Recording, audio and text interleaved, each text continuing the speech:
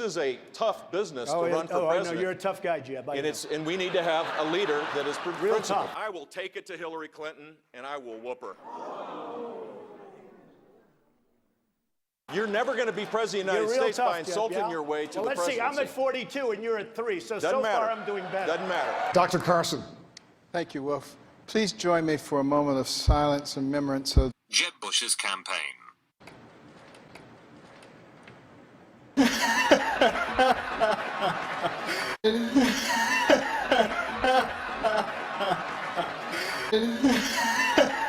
I love my dad.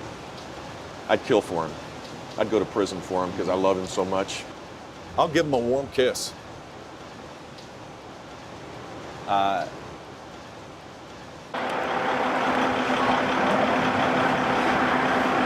do you do, fellow kids? What? I was in Washington, Iowa, about 3 months ago, talking about how bad Washington, D.C. is. It was to get the kind of the...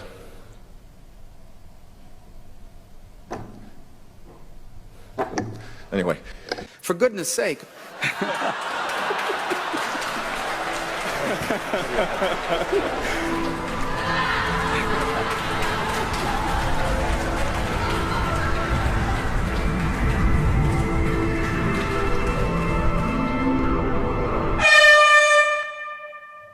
A cup.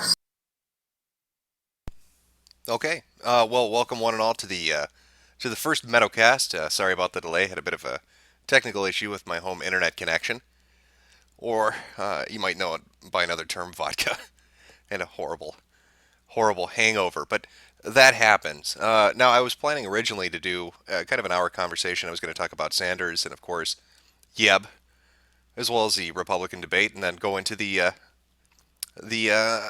pitch your candidate segment. But because it's been delayed and because we're starting an hour later than I had anticipated, and I don't want to keep Kyle waiting longer than he needs to, I'm actually going to bring him in here momentarily. And we're going to go right into it. We're going to go right into the Bernie Sanders thing. I've got his information up. We're ready to talk, so we should have no issue getting the Skype call up and running, and we can go right into it. And he can explain to me why Bernie Sanders is the most fantastic candidate to ever walk the face of the earth. So we'll do that in just a second.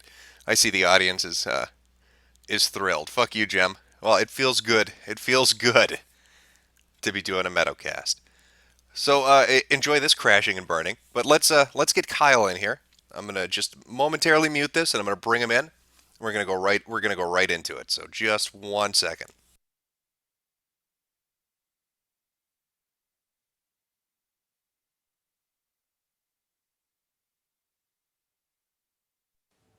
Hello? Hey, are you there? Yeah, I'm here. Can you hear me all right? I can hear you just fine. Hopefully everybody watching is able to hear you. I've got the stream up and running, just so you know, so you don't jump into anything right away. But we should be good. I'm going to check the audio level here in just 1 second. Okay, so cool. Give me 1 sec here just to make sure it's coming through. All right. Also, I apologize if my dog barks. He's kind of uncontrollable that way. I'll try to keep him from disturbing the stream, though. All right, sorry about that. I just had to double check. Yeah, no, don't worry about your dog. That's perfectly fine. It's not a big issue. So again, I'm sorry. I was planning on starting this at noon. I was going to probably bring you in about 12:30, but again, issues came up, so I wasn't able to do that. So I just wanted to get you on right away, so I didn't waste any more of your time. Nope. Okay. It's all right.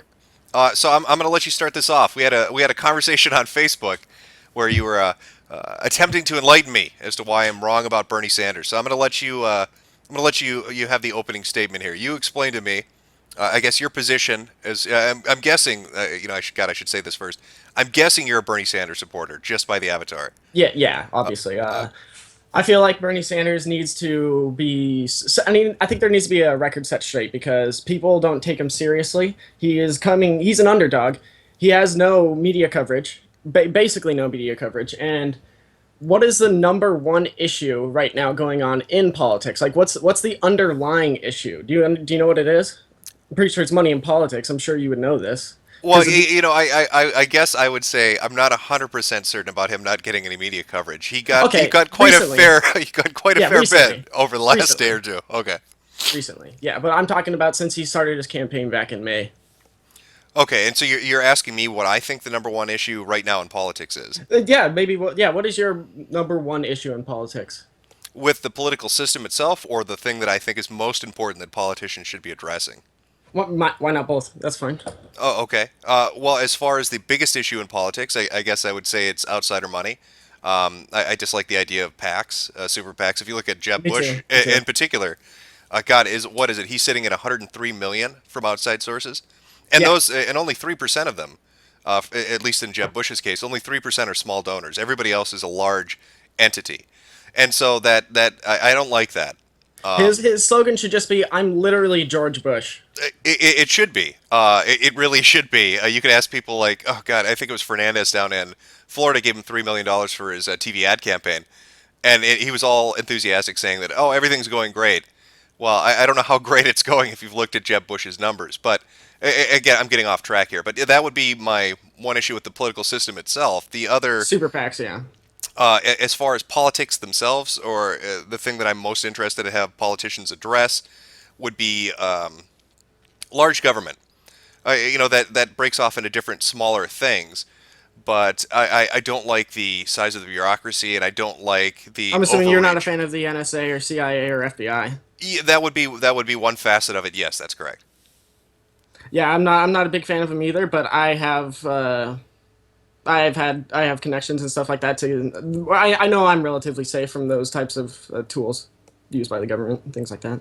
Oh, I'm not. Oh God, they've probably got surveillance bugs inserted into my ass as we speak. Yes. With the hardware I use and the software I use, I have no illusions about any of the features of anonymity that I used to enjoy. Those days are dead. They're gone.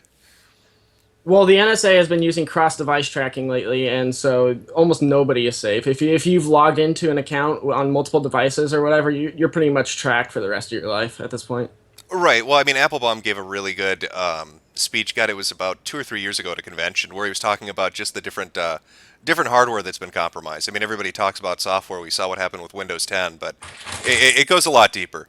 Right. I would also like to bring up that Bernie Sanders is he's a huge opponent of the NSA and metadata collection. He wants to end almost. I don't know if he wants to end the NSA, but I know he wants to end the metadata collection of everybody's phone records and everybody's internet records and things like that. Okay, and we'll get into that definitely. I mean, we'll kind of go point by point. But so you think Bernie Sanders is misunderstood? That's your biggest gripe. I think that is the biggest gripe. Oh, okay. Quite exactly. Now, when we talked on Facebook, to be fair here, now you said I'm a jackoff who's retarded and doesn't understand this. So I want you I don't to. know if I said retarded, but I did say jack off. That is true. Okay, I want you to go through this and explain to me. I mean, you kind of gave me this. You feel like he's not being treated fairly, at least, or he's getting kind of a bum rap because he's getting less media attention, or people don't really understand his positions well. So we'll go kind of piece by piece. Is that fair? And kind of talk about his positions. I think one of the things I said to you was I dislike him. Well, I dislike him for a few reasons. But one of the things I think I have the biggest gripe with is the idea that he's kind of the let me give you things for free. Oh, Kyle, you there? Yeah. Okay, sorry, I thought you cut out. He's one of the, I described him as a political pinata who's full of free shit rather than candy, and he's trying to get people to whack them with his votes. That's kind of the appeal. Like, I will give you this. I will give you everything. We're going to do free college. We're going to do free healthcare. I'm going to raise the minimum wage.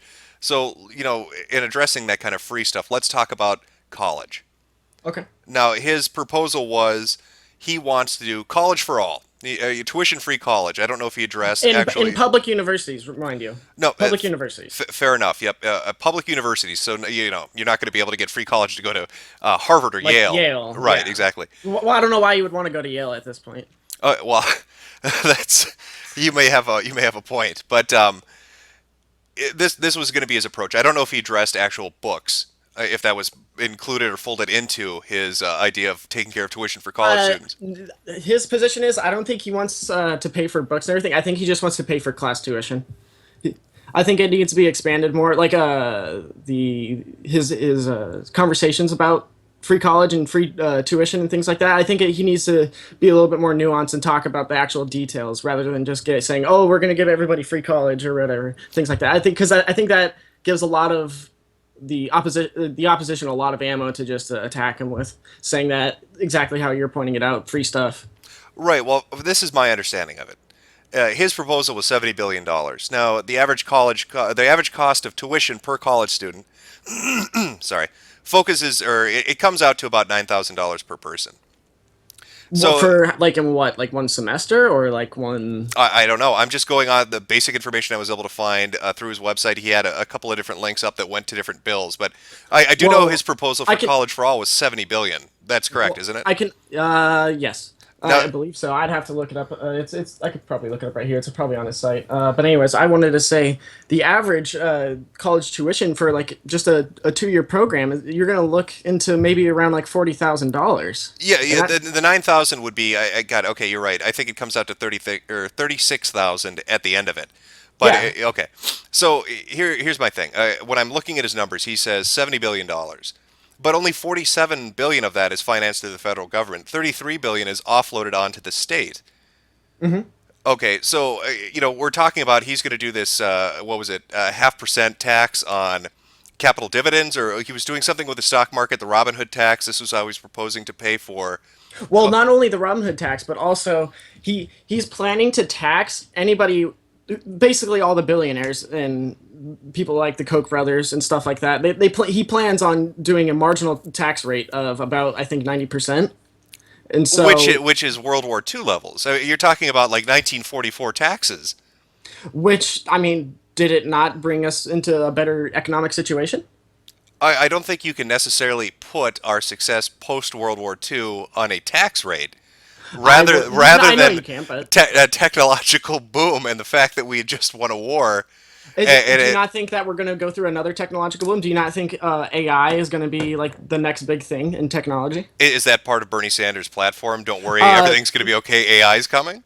No, obviously not. I don't think he's qualified to really talk about anything like that. I don't know if he's studied it enough or anything like that. But I think that's one of the least talked about things that's going to be huge in the coming generations. I'd say that like within the next decade or two. Well, putting aside Skynet for just a second, so he's. I'm Going not talking about just Skynet. I'm talking about like personal AI systems. That's fine too. I was joking, but so he's doing 47 billion, and that'll go through the federal government. Fine. Let's say the Robin Hood tax works. Let's say that the Koch brothers and Bill Gates, well, Clinton too. He's got 200 million. But let's say Bill Gates is a proponent for taxing the 1% and taxing billionaires. Fantastic. So let's say all that works out. So that's 47 billion dollars through the federal government.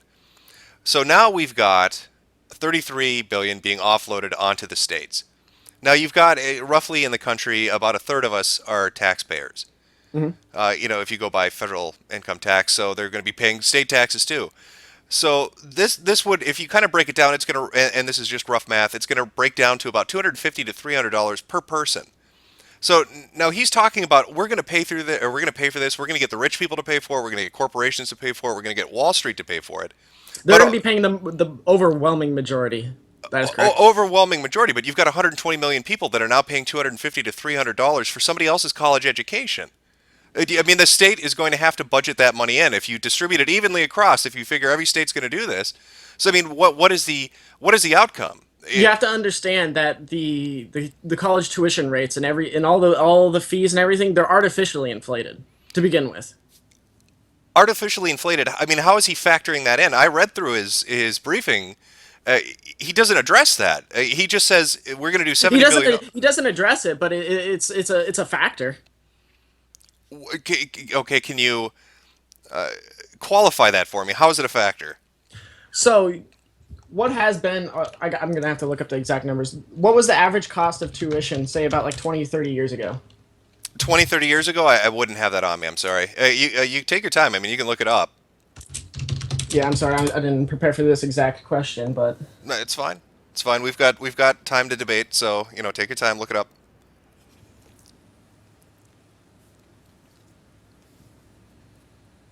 If you want to talk about something else while I do this, that's totally fine. I can multitask. Yeah. I mean, if you're fine doing that, we can move on to something else.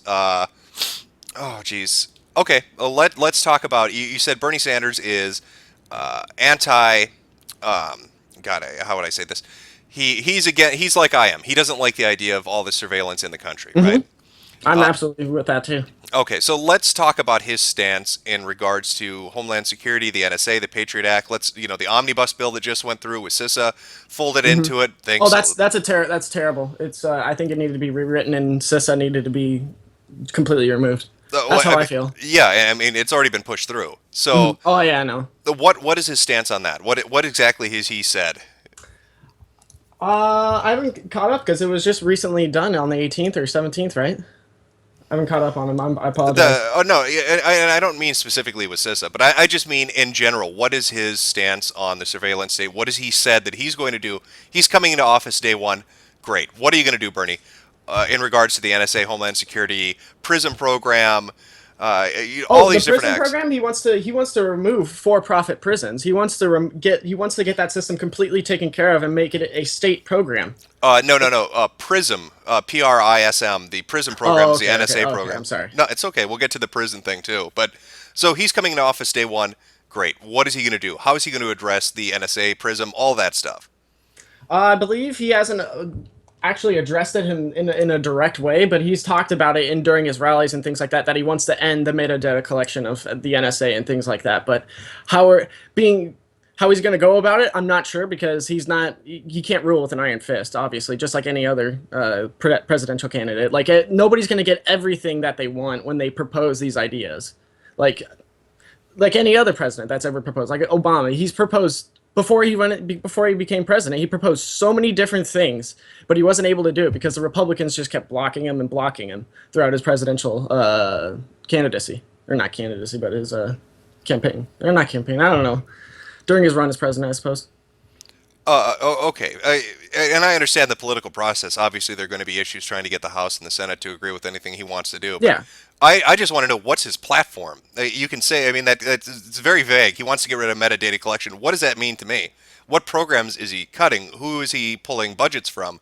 How is he addressing what's already happened over the past 5 years? What programs is he shutting down? I don't think the thing is I don't think this has reached his desk necessarily, and to the point where he actually lays out his plan for the public to acknowledge. I think we need to bring this to his attention essentially as the citizens of this country. I just don't think he's answered it. I haven't seen it since he started running for president. So he has no plank in his platform in specific regard to this. Yeah. I don't think he's laid out a plan yet. He's stated that he wants to end the metadata collection, but there's no clear-cut plan that he has for it yet. But that feels up in the air, you know what I mean? Like, he Sure, wants but to end the metadata collection. What the hell does that mean? But you could say that about almost any other candidate when they propose things as well. Yeah, but we're not talking about any other candidate. We're talking. I mean, I this know, is I pitch understand. pitch Bernie Sanders. So okay. So he doesn't really have a specific plan in regards to this. Fair enough. He maybe hasn't addressed it. Maybe hasn't touched on it. He's just kind of given a general statement. Yeah, exactly. That's exactly what it is. Okay. As far as the college tuition, have you pulled that up? No, I have not. I apologize. Let's see.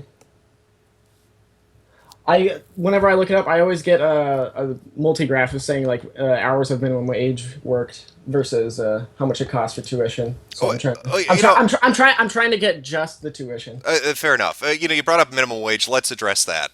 Yeah, that's a big issue. Oh, okay. So tell me your position or your candidate's position on the minimum wage. Bernie Sanders wants to raise the minimum wage to $15. I don't know. I think it depends entirely on the city you live in and the economic situation of that city, like the levels of poverty and the levels of and just the amount of people that live there. I feel like in cities where there's lots of people and there's lots of economic activity, I feel like a higher minimum wage benefits. But in smaller cities, in like I don't know, bumfuck Nebraska or something, where there's like a few hundred people, having a $15 minimum wage would just ruin the economy because there's not enough money to go around. If you understand what I'm saying. Oh, okay. So is that? I mean, is that your take on it, or is that his position on it? From what I understood, he wanted it. That's my personal belief. Okay. I don't believe that a national wide $15 minimum wage would necessarily help. I feel like maybe like 12 or 13 would be more feasible and realistic. But if the people want that, and you can make it happen, I mean, what can we do about it? Oh, okay. What's his position though? Is it, he wants an across the board nationwide $15 15 an to, hour? yeah, yeah. Okay. Now I remember a news story that had come out about it was regarding people on his staff as interns. Was this true? Could you tell me some information on this about him only paying $12 per hour for the people working for him? I believe they offered to work for him, and he offered to pay them that much, and I believe it's part of the negotiation. And I don't know if it's necessarily reflective of his character or anything. I just know that he wanted to pay him that much. I don't know anything myself. I wouldn't be able to get into the details about it. Oh, okay. Well, hypothetically, if I were in a situation where or I was telling other people to do something and then I wasn't myself doing it, what would you call me? A hypocrite, obviously. Okay. Now, with Sanders, talking about this $15 minimum wage, we don't really have a lot of data. I tried to pull up some numbers and stuff, especially in regards to Seattle, because they've tested that out, at least in that city.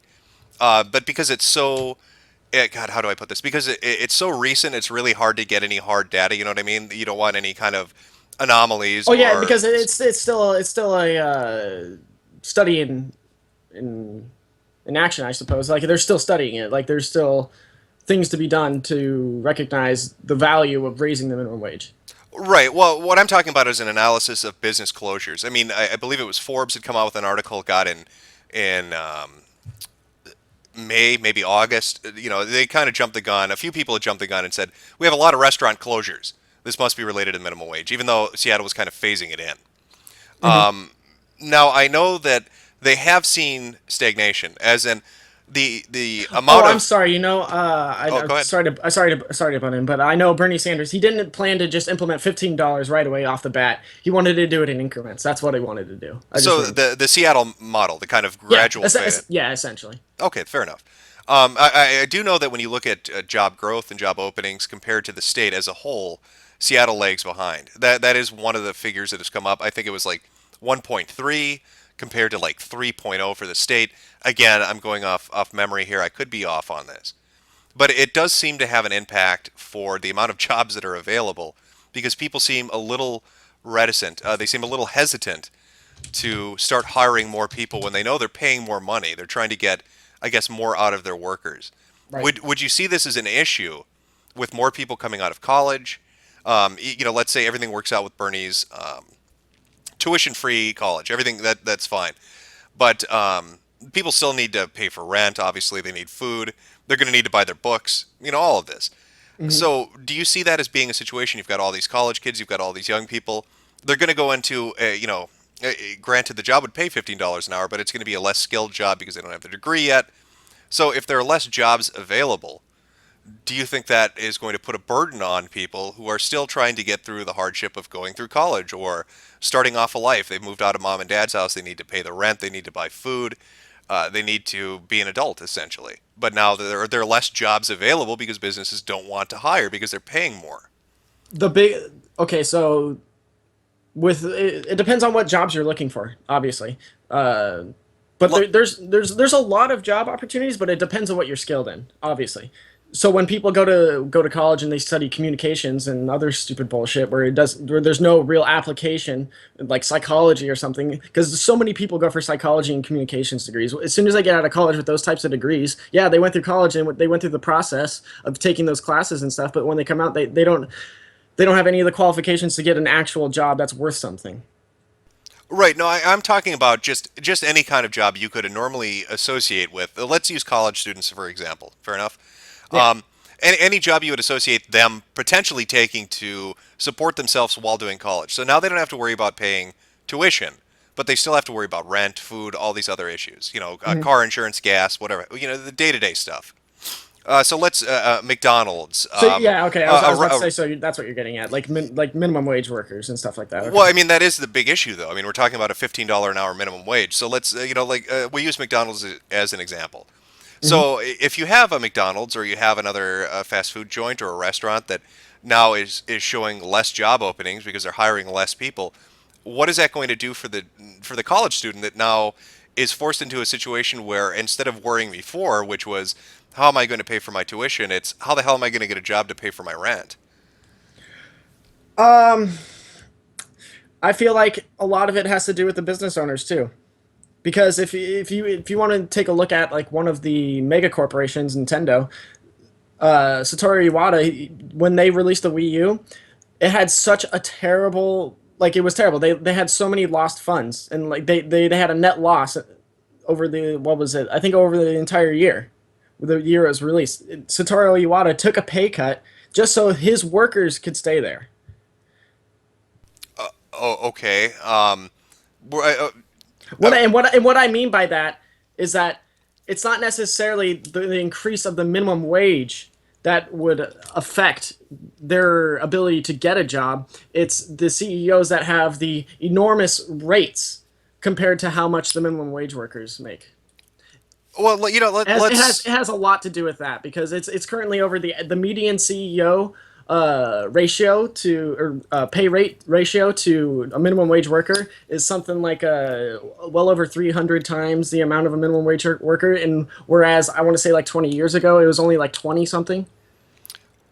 True, but I mean, you could say the value is in the position and the function that they perform, or that their work is valued more than the minimum wage worker. If I were to paint something, But and, who's the one that determines the value? The CEO.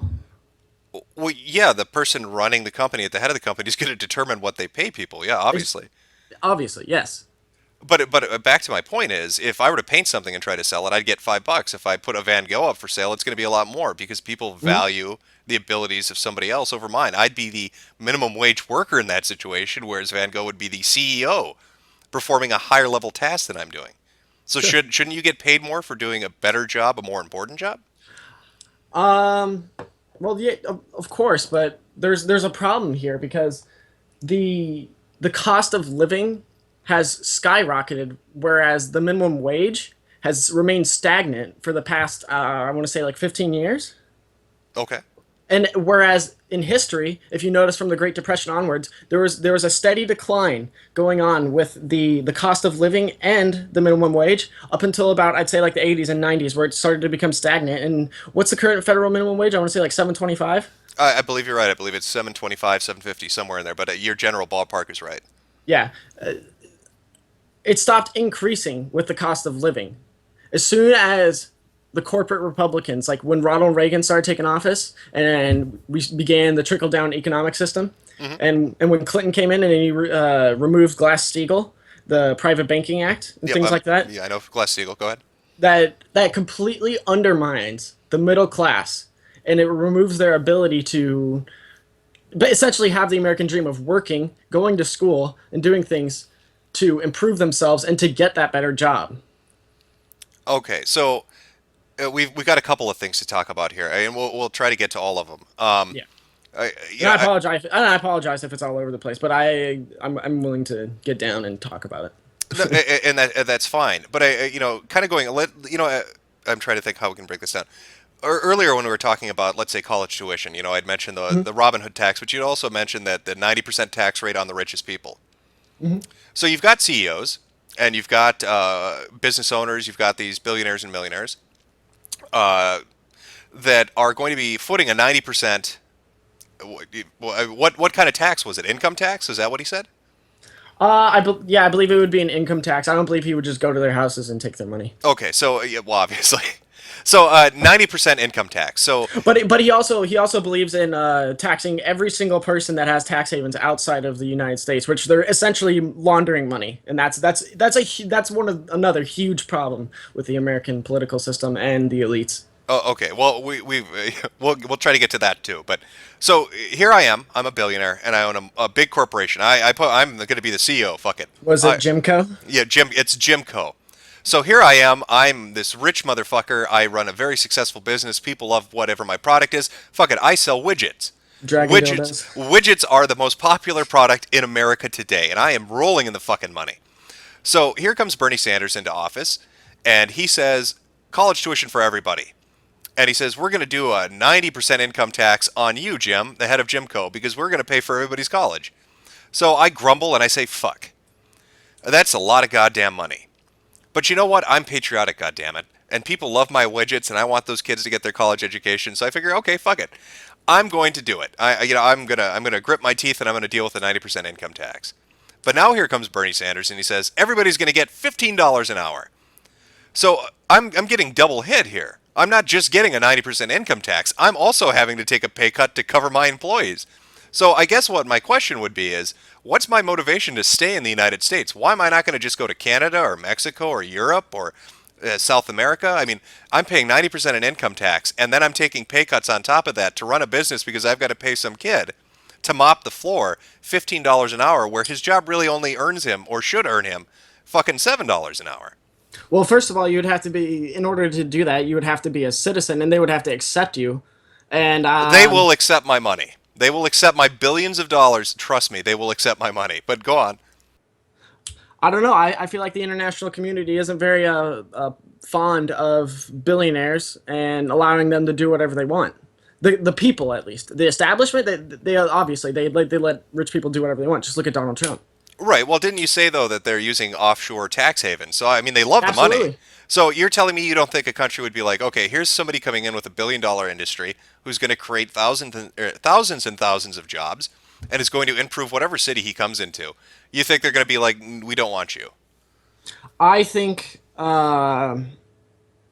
if Bernie Sanders is given the opportunity of a large platform as the presidency, I believe this issue will be brought to attention by not just the American people, but the entire international community, I would say the globe, because the president is one of the most influential people, the president of the United States, I should say, is one of the most influential people of the world.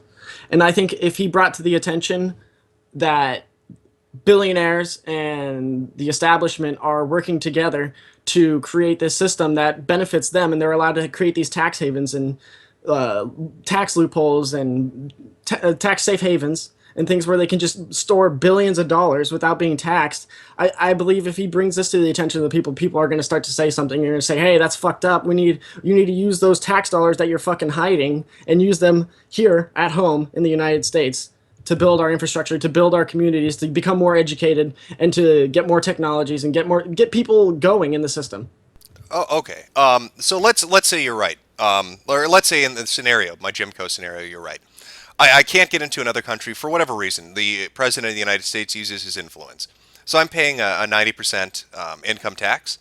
I've now taken a huge hit in profits because I have to pay my employees $15 an hour for whatever their position is. And now they want to close my tax havens. So any money that I could invest overseas through whatever means possible, whether it was whether it was legitimate or not, whatever means possible, by legitimate or not, to try to get a return, a profit, are now cut off from me because the president has interceded. From the point of somebody who's in the 1%, I mean, I know, and again, from my perspective, I agree there are issues in this country. I think there are a lot of issues in this country, especially with banking and just The Federal Reserve is a slavery system, essentially. just different things. But from my percent as a person who's in the 1%, let's say I'm not an asshole and I didn't just inherit my money. I worked fucking hard for it. I built Jimco with my bare hands. How much am I supposed to give? I'm getting hit for 90% on income taxes. I've got to pay everybody's salary and everybody's college, and I can't invest overseas now. How much do I have to give? How much wealth redistribution do I have to give until I'm accepted as being equal to the guy who doesn't have to do that? Let me say something. Most billionaires in this country are not. Very few of them are actually self-made billionaires. But there are some. I mean, we shouldn't. Yeah. You can't take the approach that most of them are this way, so all of them should be treated this way. That's the lowest common denominator. I'm saying me, Jimco. I worked hard for it. So what do I do? How is that fair to me? You voice your opinion, just like everybody else. I voice my opinion like everybody else. I'm asking you, do you think that's fair for me? I worked hard for my money, but now I'm paying a 90% income tax. You're not. I mean, you're going to be in the bracket everybody else is, 24%. I think what's more unfair is the people that work more than 40 hours a week on minimum wage, and they're still struggling to being able to pay for all their food and all of their expenses and things like that. I think that's more unfair than a billionaire whining about being taxed a little bit more. A little bit more. You're paying 25%. I'm paying 90%. That's 65% more. That's more than just a percentage fraction. I shouldn't have said a little more, but yeah, being taxed more. It's not like your effective income is going to be okay. I'm a firm believer in capitalism, but not complete capitalism. I'm not a firm believer in socialism, but portions of socialism. I believe in this in between state that we currently have, like a social welfare state. But I don't believe that being able to accumulate as many funds as the Koch brothers and all the other corrupt billionaires have. I don't believe it. I don't believe it's not a feasible solution. Like being able to accumulate that much money is it's just not right. So, do you think there should be a government instituted cap on the amount of profit somebody can make? No, but I believe how you go about making your money should be. I sold widgets, man. That's how I became rich at Jimco. So, I mean, we're talking about wealth redistribution. I mean, let's be honest. That's what we're talking about. We're talking about taking from somebody who has a lot. It's not it's not necessarily just straight up just giving people money and doing things. They have to go through the programs. No. To It benefit. it is wealth redistribution. I'm paying people $15 an hour where they should be getting $7. So I'm taking a cut to pay for that. That is wealth redistribution. You're taking 90% of my income and paying for your college, and you're taking my investments overseas and forcing them back in the United States to be redistributed to the people. I believe that's the fair American way. Hard work and having that opportunity. I believe that's fair. You believe the fair American way is to take what somebody fairly earned and give it to somebody else. That's I wouldn't say that most billionaires haven't fairly earned their income. Oh, okay. Tell me how they've unfairly earned it. You want me to start with the Koch brothers? Go. Yep. Use your worst example. How have the Koch brothers unfairly earned their money? They pollute. They pollute like fucking hell. They essentially insert carcinogenic waste into local communities. It's terrible. They literally kill people for profit. The Koch brothers have murdered people.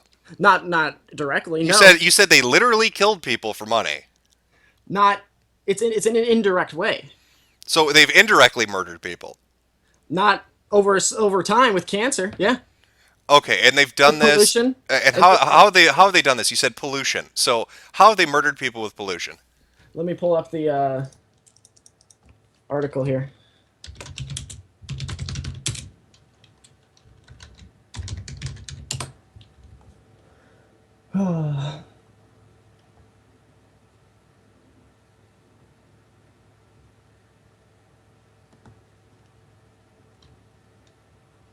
And that's fine. Take your time. We like I said, we've got another half an hour here if you've got the time. So there's no hurry. And I found a graph here. Okay. For the tuition. I'll send you a link so if you want to put it up on the stream or whatever. Yeah, sure. I'll try to get that up. I'm still a little new with OBS, so I'll try to get it to work properly. But it's nice to have nonetheless. Yes. I found a Rolling Stone article about. This should be good. I haven't read this particular one, but it probably goes over what they have done. Let me just try to read through it real fast. Yeah, and that's fine. Like I said, take your time. Go ahead. I'm going to take a quick look at the it's the Trends College one. Yeah, right? That one exactly. I wanted to talk about that too. If you want to go back to that real fast. Yeah. Just give me 1 sec to look over it, and then we'll try to cover it. Okay. Okay.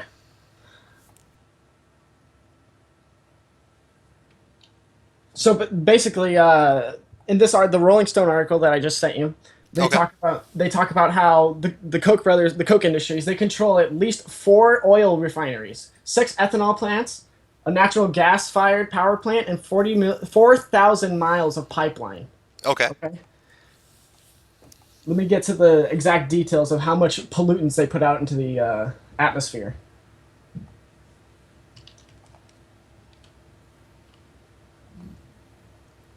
This is a relatively larger article, so it's going to be... And that's fine. With the Koch brothers now, I'm going to guess they have a lot of investments in multiple companies. They run a lot of different things. Well, they influence the political system directly. Have you seen the Heritage Foundation? Have you seen all of the other institutes that they basically fund with all their money? Just to essentially educate, and I say that very loosely, their Republican candidates to implement regulations and things that only benefit them and screw over the taxpayers and the middle class. Well, shouldn't we be happy though? I mean, I'm sure those institutes in those different locations have janitors who are now going to be making $15 an hour. Those institutions shouldn't exist. Yeah, but look at all those jobs they've created, and all those people are going to be making $15 an hour.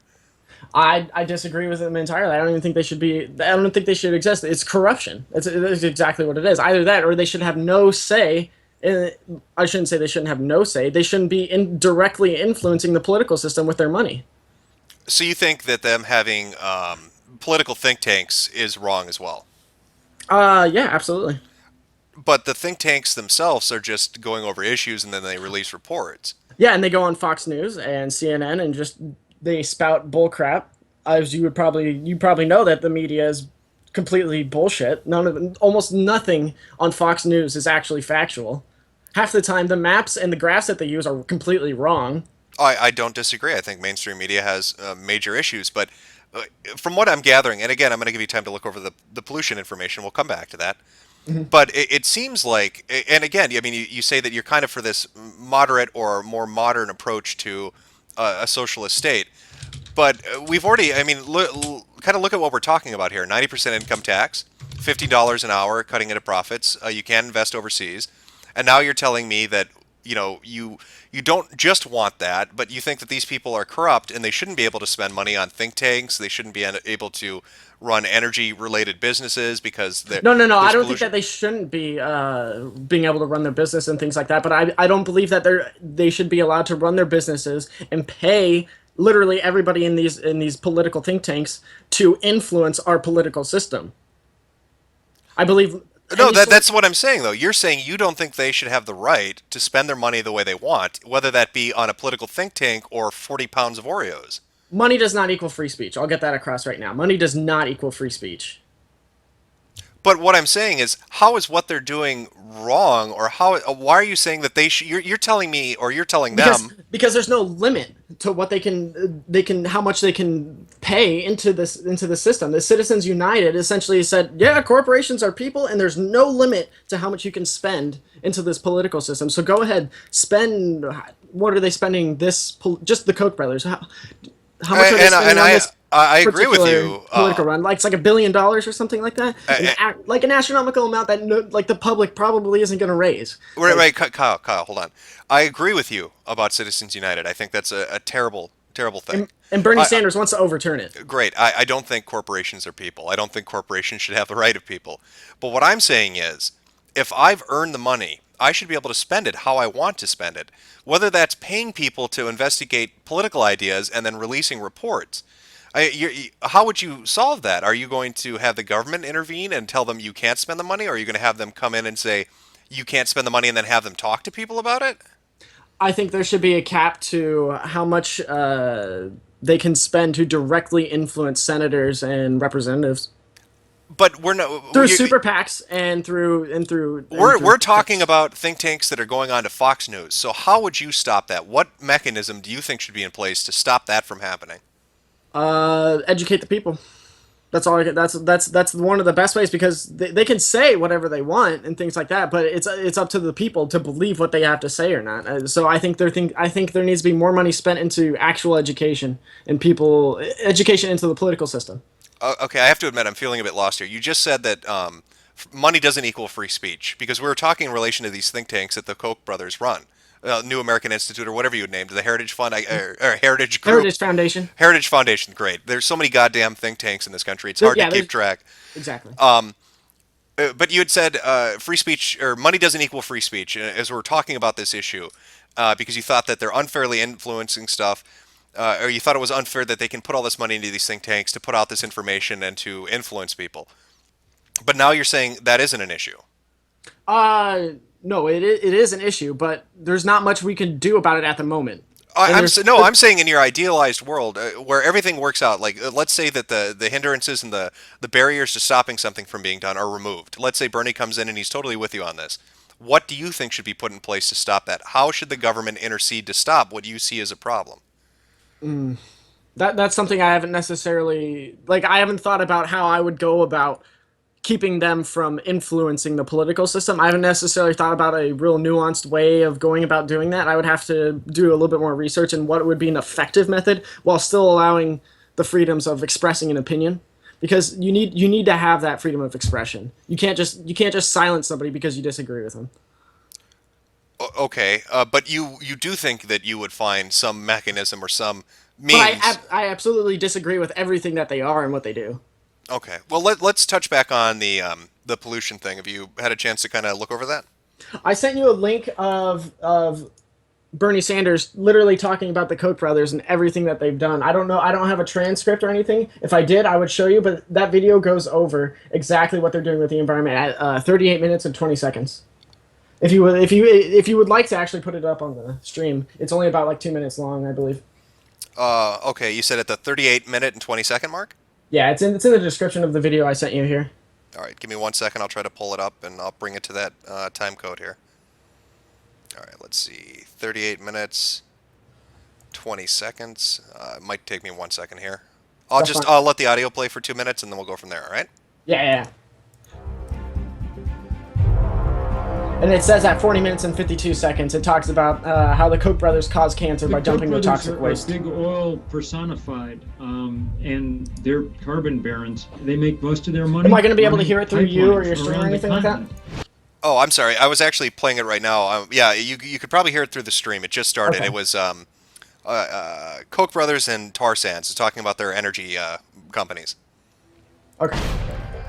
This proposed Keystone pipeline is a 1,700 miles. I remember when this video came out, and I kept it bookmarked. Bomb on the continent. It is going to take the dirtiest energy, the so-called tar sands, and bring them down the United States. Koch brothers. Do you know the history of the Koch brothers? Unbelievable. Well, we'll talk about it in a second. I just want this to play so the people watching can hear it, and then we'll go over it. Don't worry about it. Carbon and hence money. There are trillions of dollars worth of oil up there. Any spill means that the dirtiest, nastiest fuel on Earth will be poured all over our country.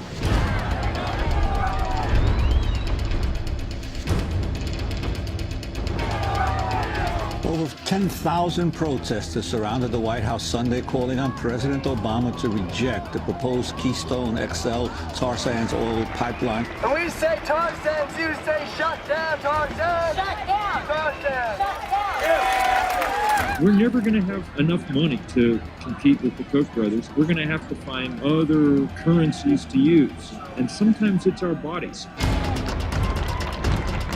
Over 2 weeks in Washington, 1,253 people got arrested. That was the largest civil disobedience action in about 30 years in this country. I myself was arrested on the first day of this protest and spent the next 3 days in Central Cell Block in D.C.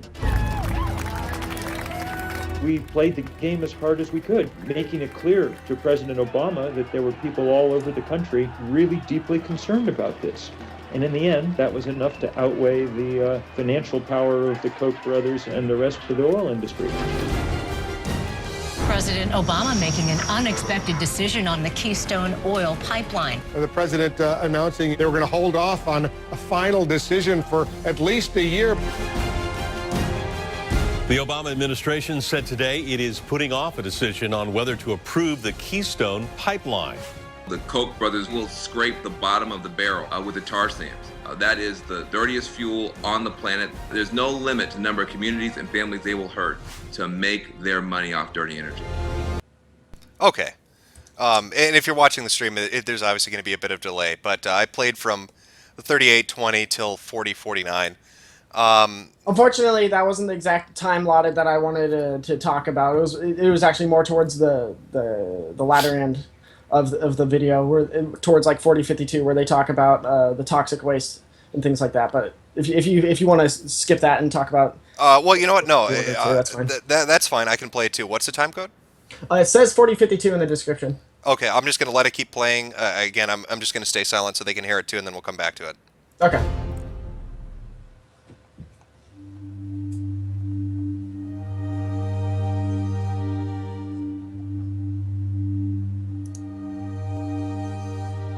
Something is wrong on this street, Penn Road, where I live. Something is wrong here. in this community. It's killing people, just like it killed my daughter. I live on Penn Road. People call me Mr. Bowie because I'm a minister. I pastored church for 22 years in this area. I'm a reserve deputy sheriff, and I'm a senior citizen. This house is Mr. Warfield Gibbs. His wife, Bobby Sue Gibbs, passed away with multi-cancers a few years ago.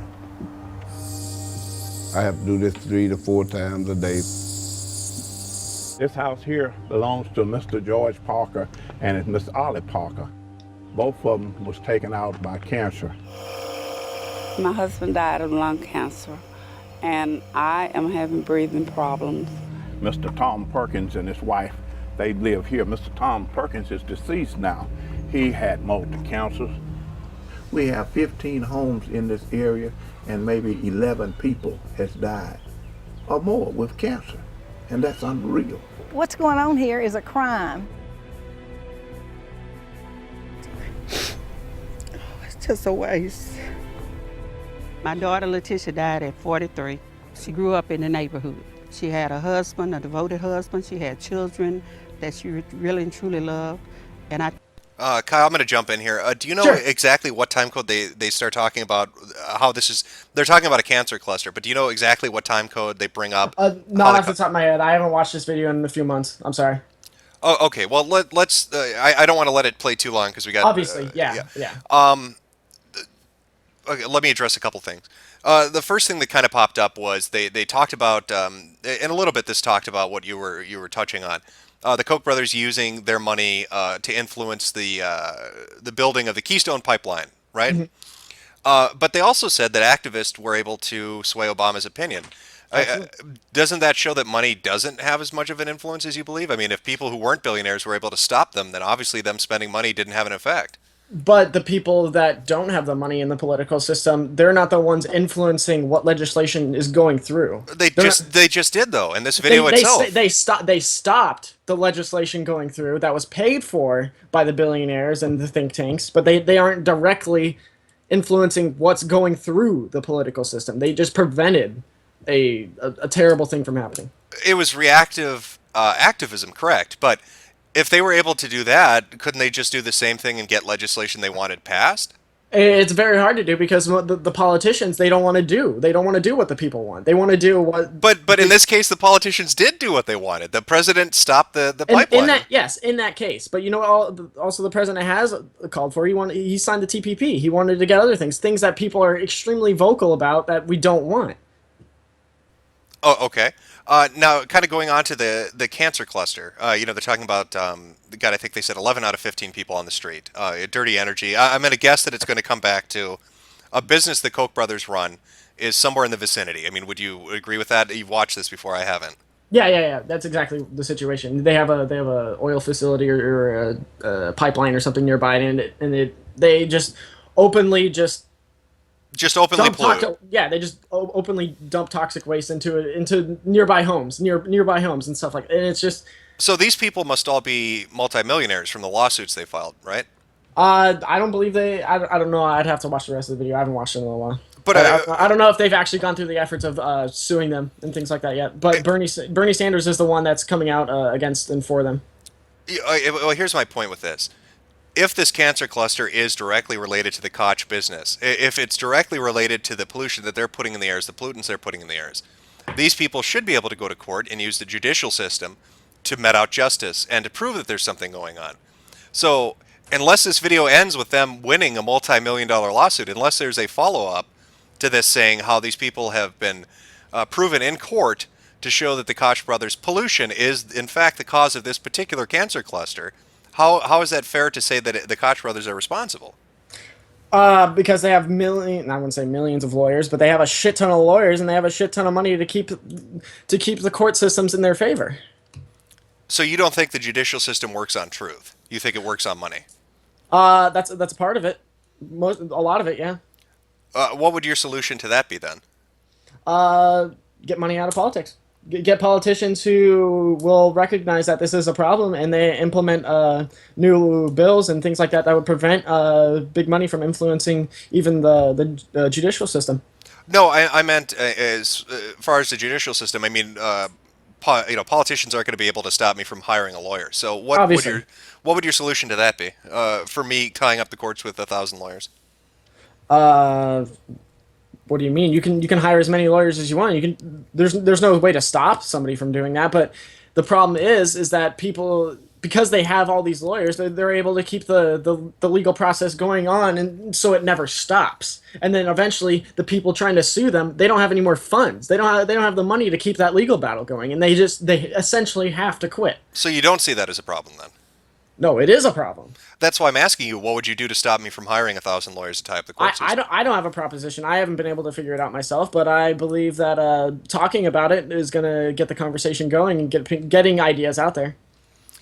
Okay. And again, these are, to be fair, these are partially your opinions, and we've talked about a little bit of Bernie's opinions. I don't want people to think this is what Bernie's saying. No. This is part Kyle, this is part Bernie. So, at least from my perspective, this is what I'm seeing, okay? It sounds to me like, as a Bernie supporter, and from kind of a few of the different policies that we've touched on, that it's almost a punishment mentality.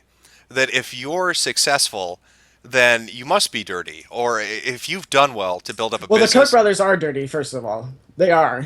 That's just a fact. Oh, and well, how is it a fact though? I watched the video. I mean, that's You what didn't I'm getting. watch all of it. Yeah, but what I'm getting to is if they're so damn dirty, why haven't they been nailed to the wall in court? We just saw activists were able because to. they practically own the political system. You see, literally, almost every single Republican presidential candidate has been paid by the Koch brothers. Yes, but the activists were able to stop them without money. So if it's that easy, why It's not that easy though. What did that group do that nobody else could? They fucking stood until somebody they attempted as much as they could to stop it. They didn't. That's all they did. They just stopped it. They didn't prevent new legislation from coming out. That's probably still going to happen, and they didn't prevent it from just not existing. Period. Because it's still going to be pushed. Okay. That's the agenda. I'm going to set aside let's say the Koch brothers are the dirtiest motherfuckers on earth. I'm going to set that aside. I'm not going to, because we'll have too long of a conversation going into the Koch brothers. But back to what I was saying. Mm-hmm. It seems like a punishment mentality. I'm not the Koch brothers. I'm the guy running Jimco. Well, I feel like if you do illegal things, you should be punished for it. But I'm not. I make widgets, and people love my widgets. But that's your business. But I'm talking about the Koch brothers. I'm talking about Jimco, because not everybody is the Koch brothers. Right.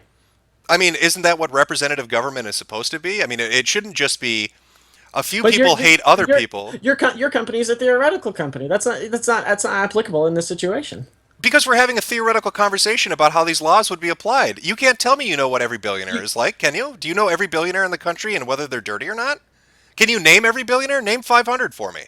500 billion. They're Fortune 500. Name the richest people. I believe the stream would be over by the time I had the list to be able to name all the 500 billionaires in this country. Well, you don't want hypothetical. What I'm saying is, can you guarantee for me right now that the richest 500 people in this country are all dirty?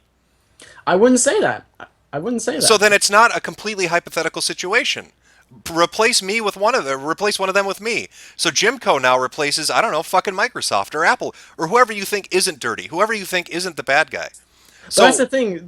The previous CEO, Bill Gates, is in favor of this redistribution. Essentially, he's in favor of having a high marginal tax rate on the 1%. That's great for Bill Gates, but I'm Jim from Jimco. I'm not Bill Gates. Yeah, you can house that opinion that you don't want to be taxed that much. That's fine. No, I'm saying how is it fair? How is that not let's get him attitude? I've worked hard to build up my company. I've busted my ass. I've provided thousands of jobs for Americans. I've created a product that's known for being made in America, and now I'm paying 90% in taxes, $15 minimum wage. Apparently I can't run think tanks or put up legislation because my money is too influential. It feels like everybody's out to get me. It feels like just because I'm successful and I worked hard and I run a business that does well, I'm somehow to be punished for that.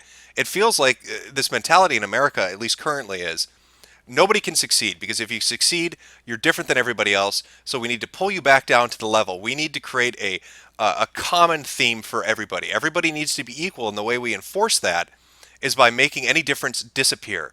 So if you're rich, we're going to just take your money away, and now you're just like us, man. So it feels like I'm getting punished for being exceptional. It feels like I'm getting punished for working hard and having a drive and a dedication to do better than the average person. I feel like as a billionaire, you shouldn't have a victim complex. You've done the work. You've made the money that you need. There just so happens to be in the entire economic system, there's an excess of wealth in the top 1% versus the middle class. Kyle, do you think it's a smart idea to tell the richest people who run the biggest corporations in your country to shut the fuck up? And I know you didn't say that. This is me talking. But to shut the fuck up because they have a victim complex. You don't think that's going to make them go, you know what? America. I'm not telling you, yeah, obviously, but you know what, America, you're treating me like crap. Essentially, you're telling me I should stop whining that my opinion doesn't matter. I'm just gonna take my money and my business and go elsewhere. What do you think's going to happen to the economy if you have a flight? You know, look at. Here's a good example. Look at a city where white flight takes place. You know, you have this tax-paying group of people that basically leave because they don't like the diversity, right?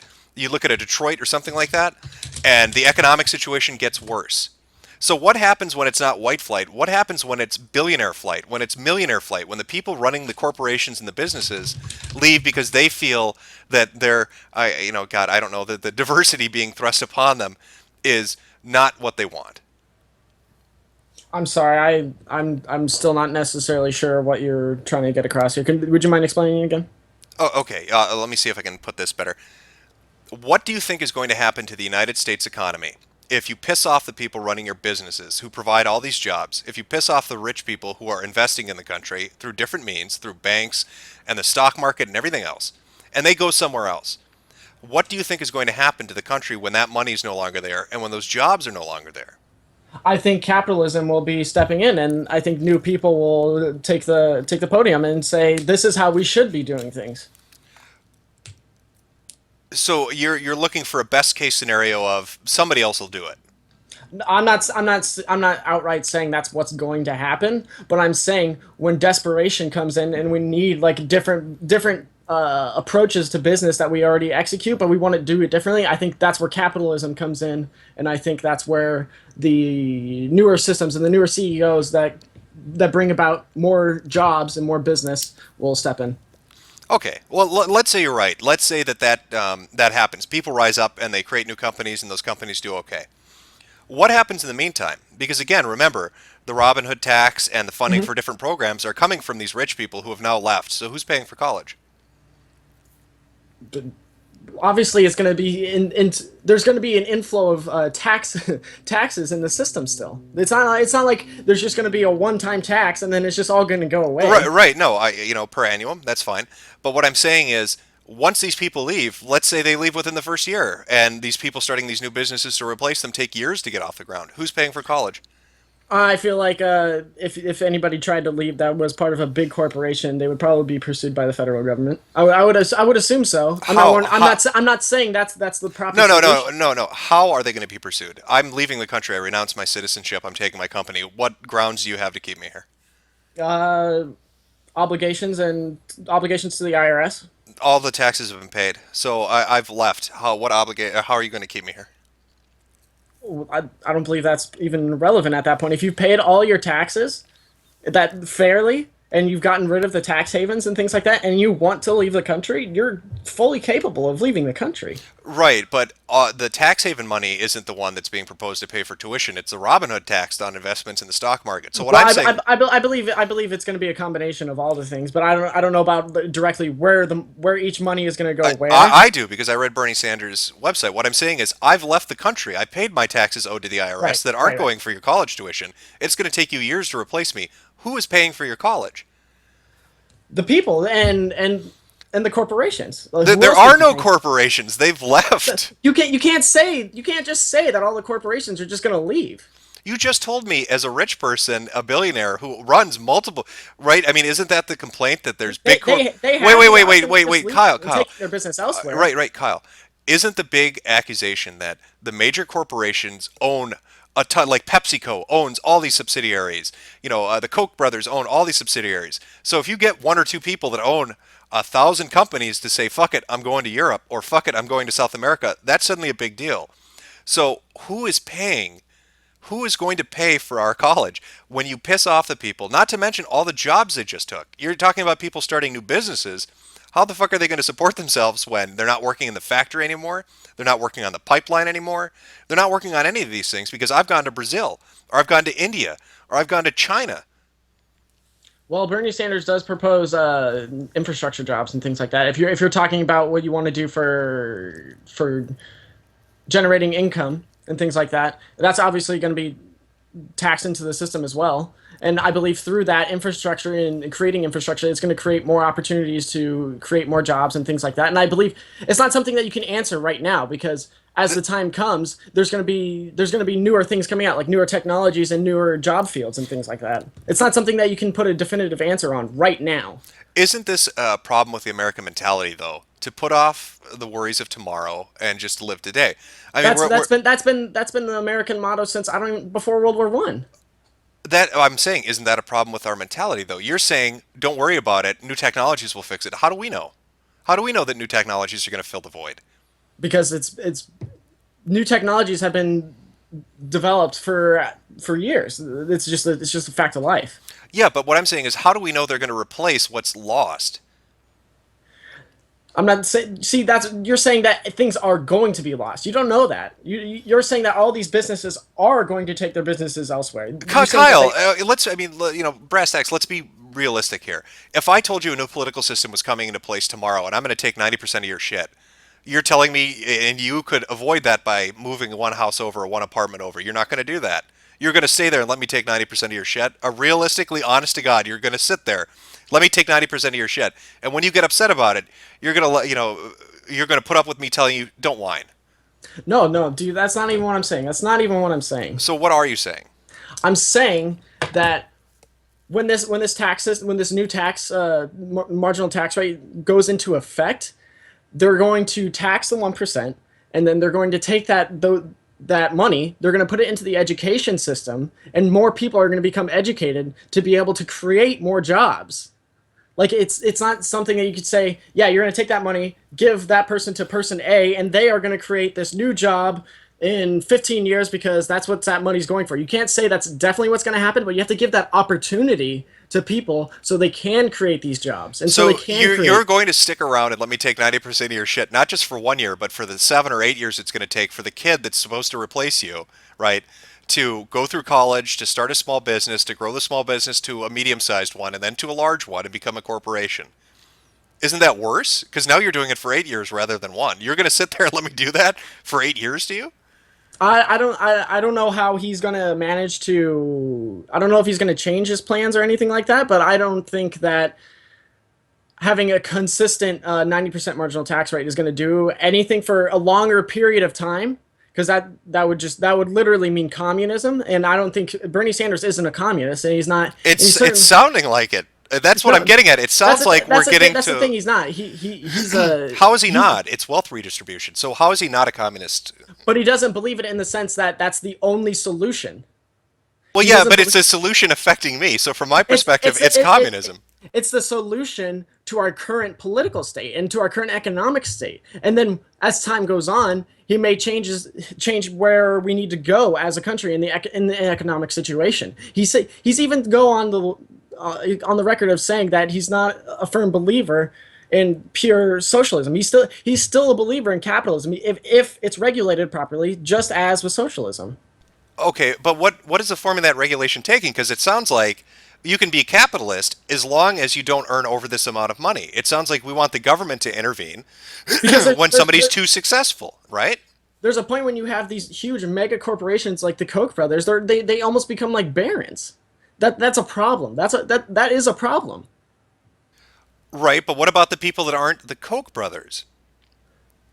What about them? Well, I don't understand what you're getting at. What I'm getting at is, why are we punishing people who are succeeding?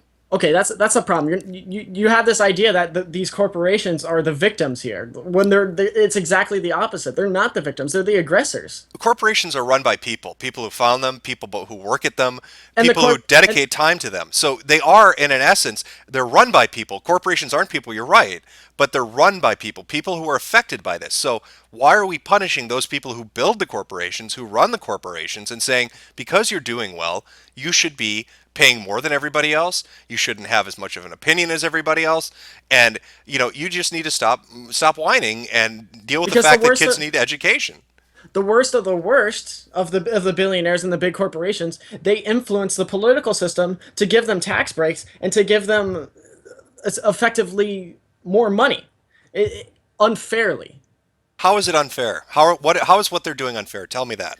Because the politicians don't represent what the people believe, and what they essentially undermine the political system. No, what I mean is, how is them exerting their influence? So this sounds less like it's a problem with the corporations who want the best deal they can get, and more of a problem with politicians.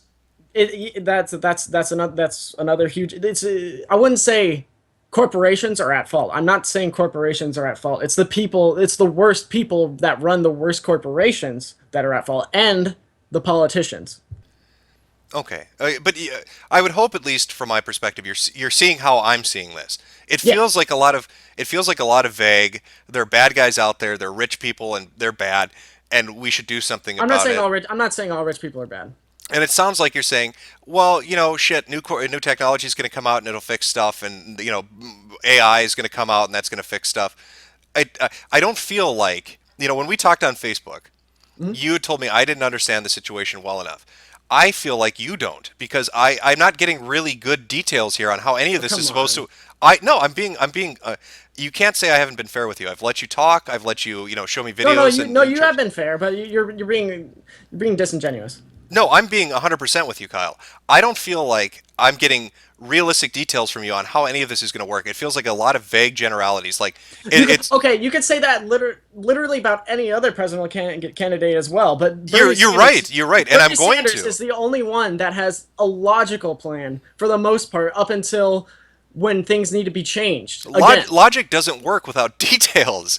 It sounds like a lot of wishful thinking. And you're right. I am going to say that about a lot of presidential candidates. I've said this on Ask FM. I've said it on Twitter. I've said it any social media account I have. I support none of them.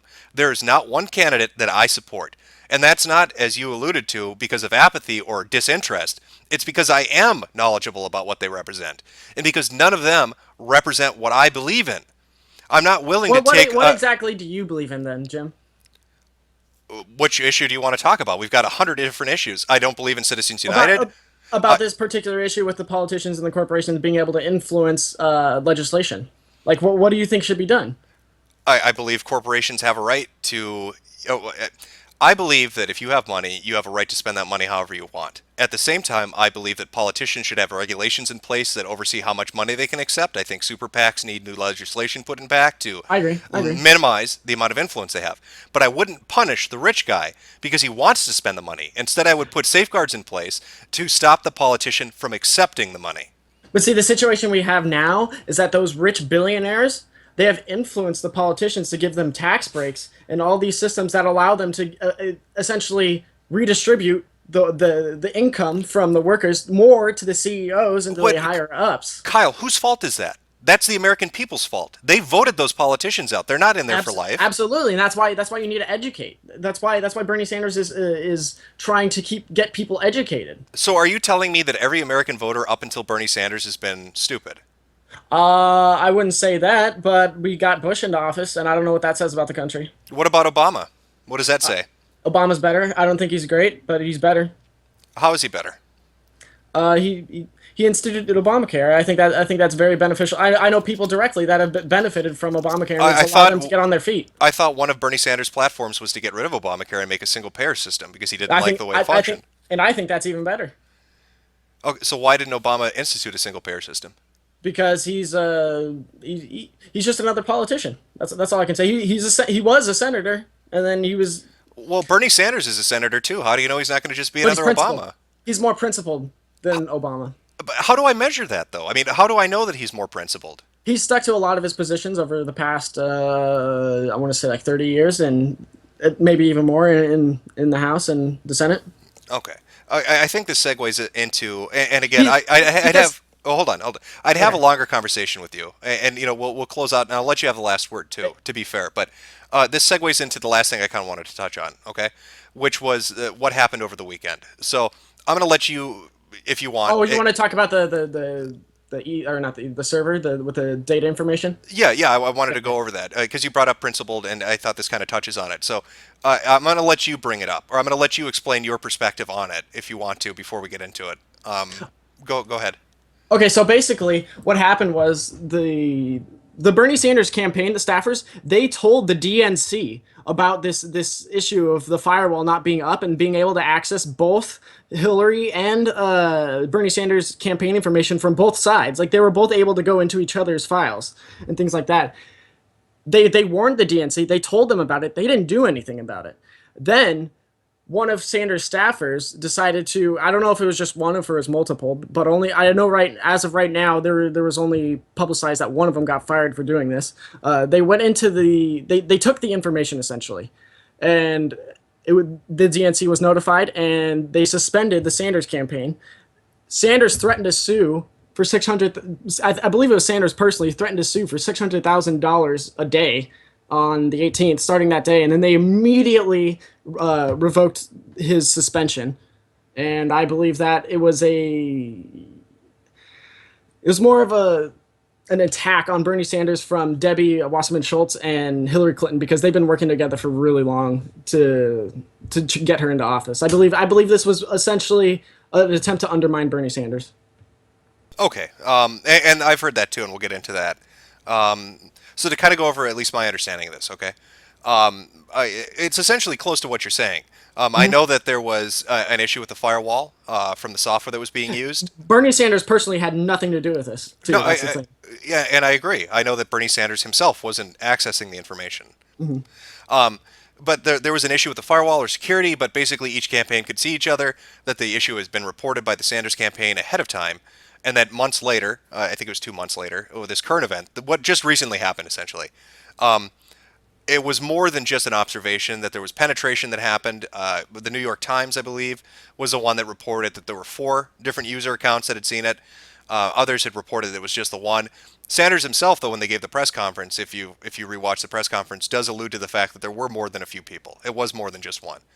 They said we're investigating the others, but they let go of their national data director, because that was one of the people involved. I can't speculate as to who the other 3 were, if there were 3 others, or maybe maybe he used 4 different accounts. I don't know. I have multiple accounts. Maybe he did the same thing. Mm-hmm. But this penetration happened, and then of course the DNC shuts down his access to the voter banks. Sanders goes in and he sues, and then they reinstate it. He threatens to sue. He didn't really get a chance to actually sue and get any reprimands, but right. Fair enough. He threatens to sue, begins the process of suing, let's say, and the DNC buckles and they say, okay, we're gonna put this through. Yeah.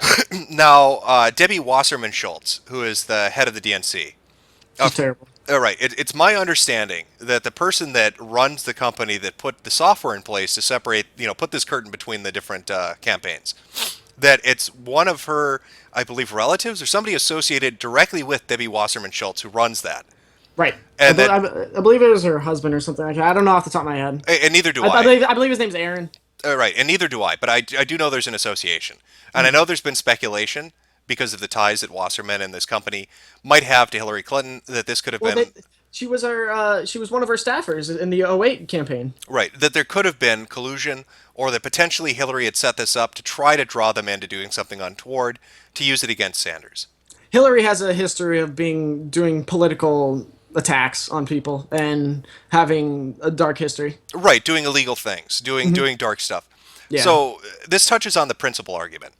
Bernie Sanders at the debates has repeatedly stated, I don't care about the emails when dealing with Benghazi. They're not interesting to me. They're not important. Let's talk about something else. They're not relevant to him. But here's my thing. If he's so principled, here Hillary has done essentially an underhanded, dirty, illegal thing, potentially. And in regards to the emails, in regards to Benghazi, she would have done something illegal, underhanded, and dirty. So why is it that, this doesn't seem principled to me. Sanders cares about it when it directly affects him, but when it doesn't directly affect him, he doesn't care. If she was such a terrible candidate with this dark baggage, why didn't he go after her for it? Because he's trying to disassociate from her completely. How is he associated with the email scandal of Benghazi? He's not. So then why wouldn't he go after her about it? Because it's not related to his campaign and what he's trying to talk about. He's principled, right? He doesn't believe in illegal things, I would suppose? Wait, what do you mean? Bernie Sanders is a principled man. He doesn't believe in illegal acts. Bernie Sanders wouldn't do something illegal, would he? I can't say he wouldn't, but he I mean, from your perspective, you believe he's principled, right? That he's a good guy, that he wouldn't do something illegal? I believe he's principled, yes. Okay, fair enough. I'm not saying that I would never go out and say that somebody wouldn't do something illegal or they wouldn't do that, because you can't determine somebody just by word of mouth. You have to go through their history and what they've done as a person to be able to determine something like that.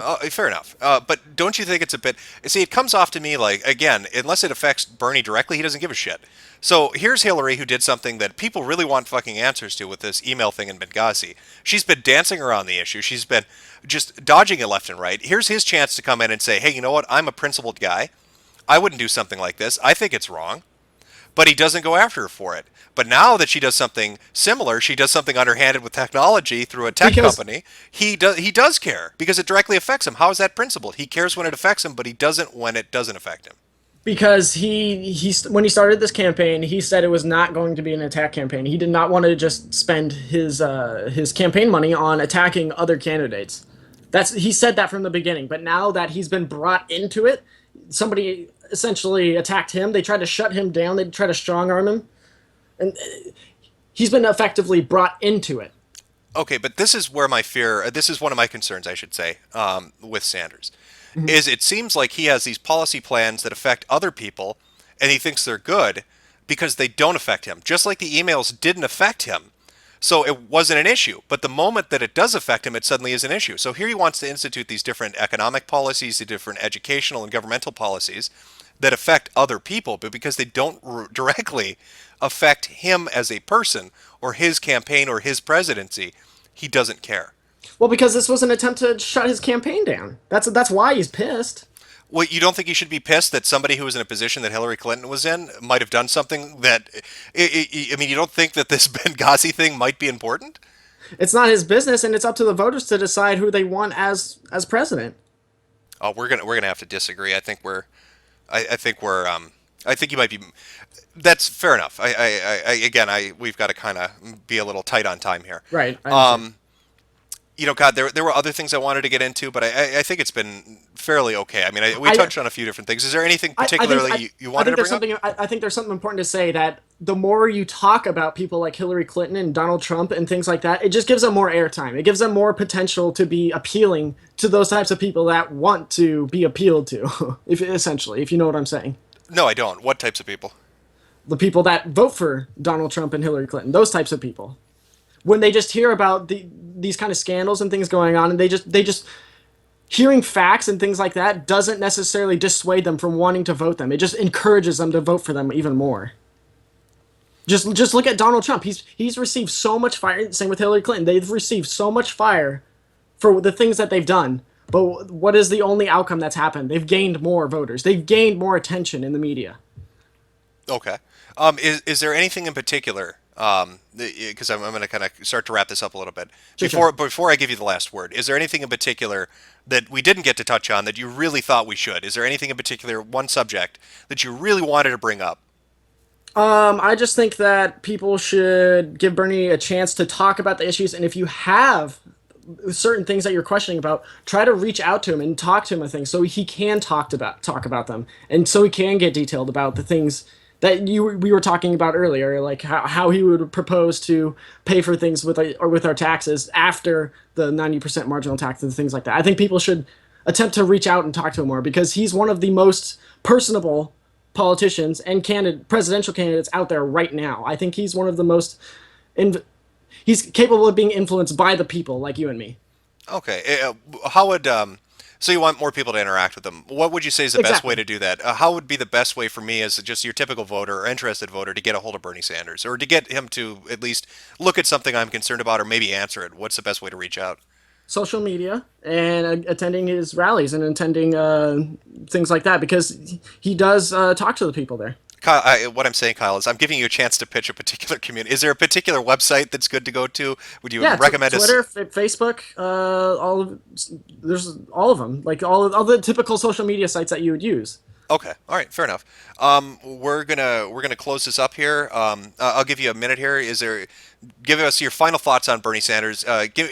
Take a minute and tell me, address the people watching. Why do you think somebody should vote for Bernie Sanders? Because he's interested in your freedoms. He's wanting to get rid of the TPP, and he's wanting to get rid of all these bigger government programs, and he wants to be able people to have freedoms of expression and things like that, but he also wants to keep the corporations from being able to rule over what we're able to do and what we're able to buy in the economic situation. Preventing them from determining our economic situation, the corporations. Okay, all right, fair enough. Well, I appreciate you coming on. We went a little longer than I thought, but I thought it was a good conversation. Again, thank you, Kyle, for coming out and thanks, Jim. Giving me your opinion on Bernie Sanders. Mm-hmm. All right, you have a good day. Wait, if you ever want to discuss more as well, I'm available. Okay, not a problem. Yeah. All right. Bye. All right, that would be the end of the Pitch Your Candidate segment. We had Kyle on who talked to us about Bernie Sanders. Again, just kind of going on what I said earlier. My problems with this particular candidate. I just feel like, and I hope Kyle kind of got what I was getting at, but it feels like Sanders likes to institute policies that don't directly affect him. It feels like a lot of it is punishment driven, that you're basically being told if you're too successful, that's a problem. I think it's going to cause people to want to leave the United States and take their money with them. I think that's going to have an impact on the economy. In regards to his College for All Act, it's not just paid by the Robin Hood tax rate. It's not just the rich people paying for it.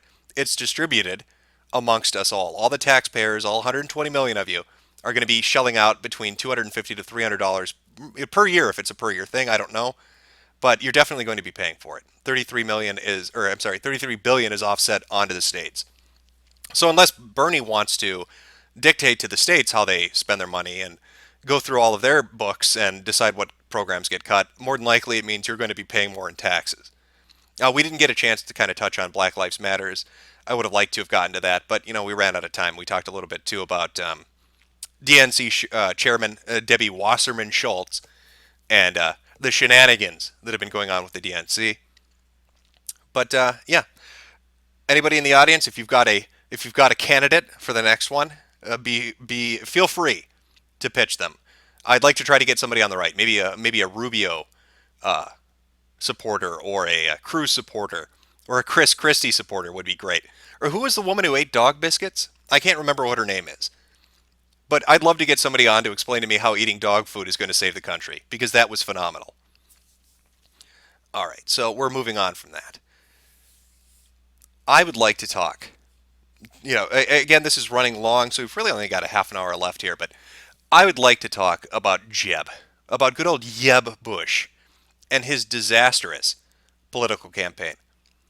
Now, this is a man who's got $100 million in super PAC money, and I believe 20 to 25 million earned on his own. I had the exact figure earlier, but I've lost it at this point because I was kind of looking through different charts and graphs. But he is by far the most bankrolled candidate out there right now. He's above Hillary Clinton. He's above Donald Trump. He's above all of them as far as the money being put into his campaign is concerned. $130 million. And currently he has between 3 to 5% of the vote. 3 to 5% of potential voters are interested in him. When you look at all the different polling that's been done over the last couple of months, his money has bought him nothing. Now, how depressing is that? Imagine yourself as Jeb Bush. Your father has been president. Your half-retarded brother has been president. And you've got $130 million to put you into the White House. And you can't get more than, I believe Rand Paul has 3% right now. You can't get more than Rand Paul, who has like a tenth of the money that you have. The guac man is doing real bad right now. Now, if you watch the Republican debates, and this is there are a couple things I want to talk about Jeb, really, but if you watch the recent Republican debates with Jeb Bush, he tried his hardest to come off as a commanding, high-energy candidate, because that's been one of the accusations against him. Jeb Bush is low energy. Jeb Bush is falling asleep because he's listening to Carson too much. Dr. Ambien over there is putting him to bed. So he tried to kind of, straighten his back up, puff out his chest, and he went after Donald Trump a little bit. And it ended disastrously. As Trump had put it, I'm at 42%. You're at 3%.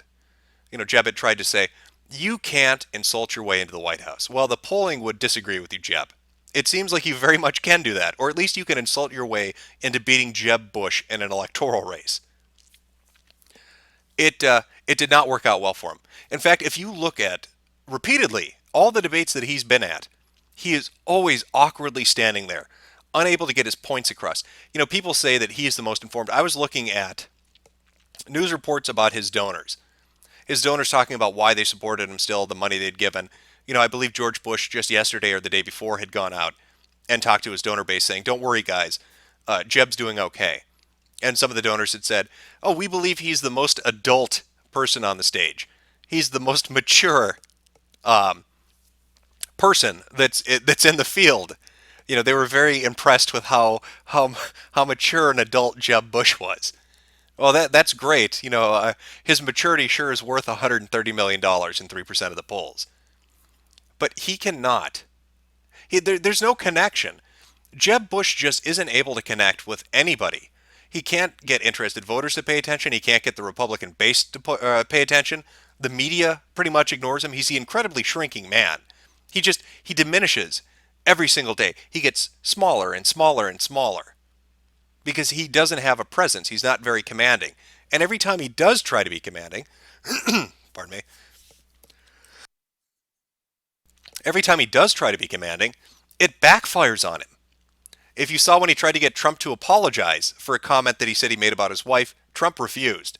When he tried to directly attack Trump and say, you can't insult your way, you'd be terrible, he got smacked around. He got smacked around to the point where it's almost cringe-inducing. You almost feel bad for Jeb Bush.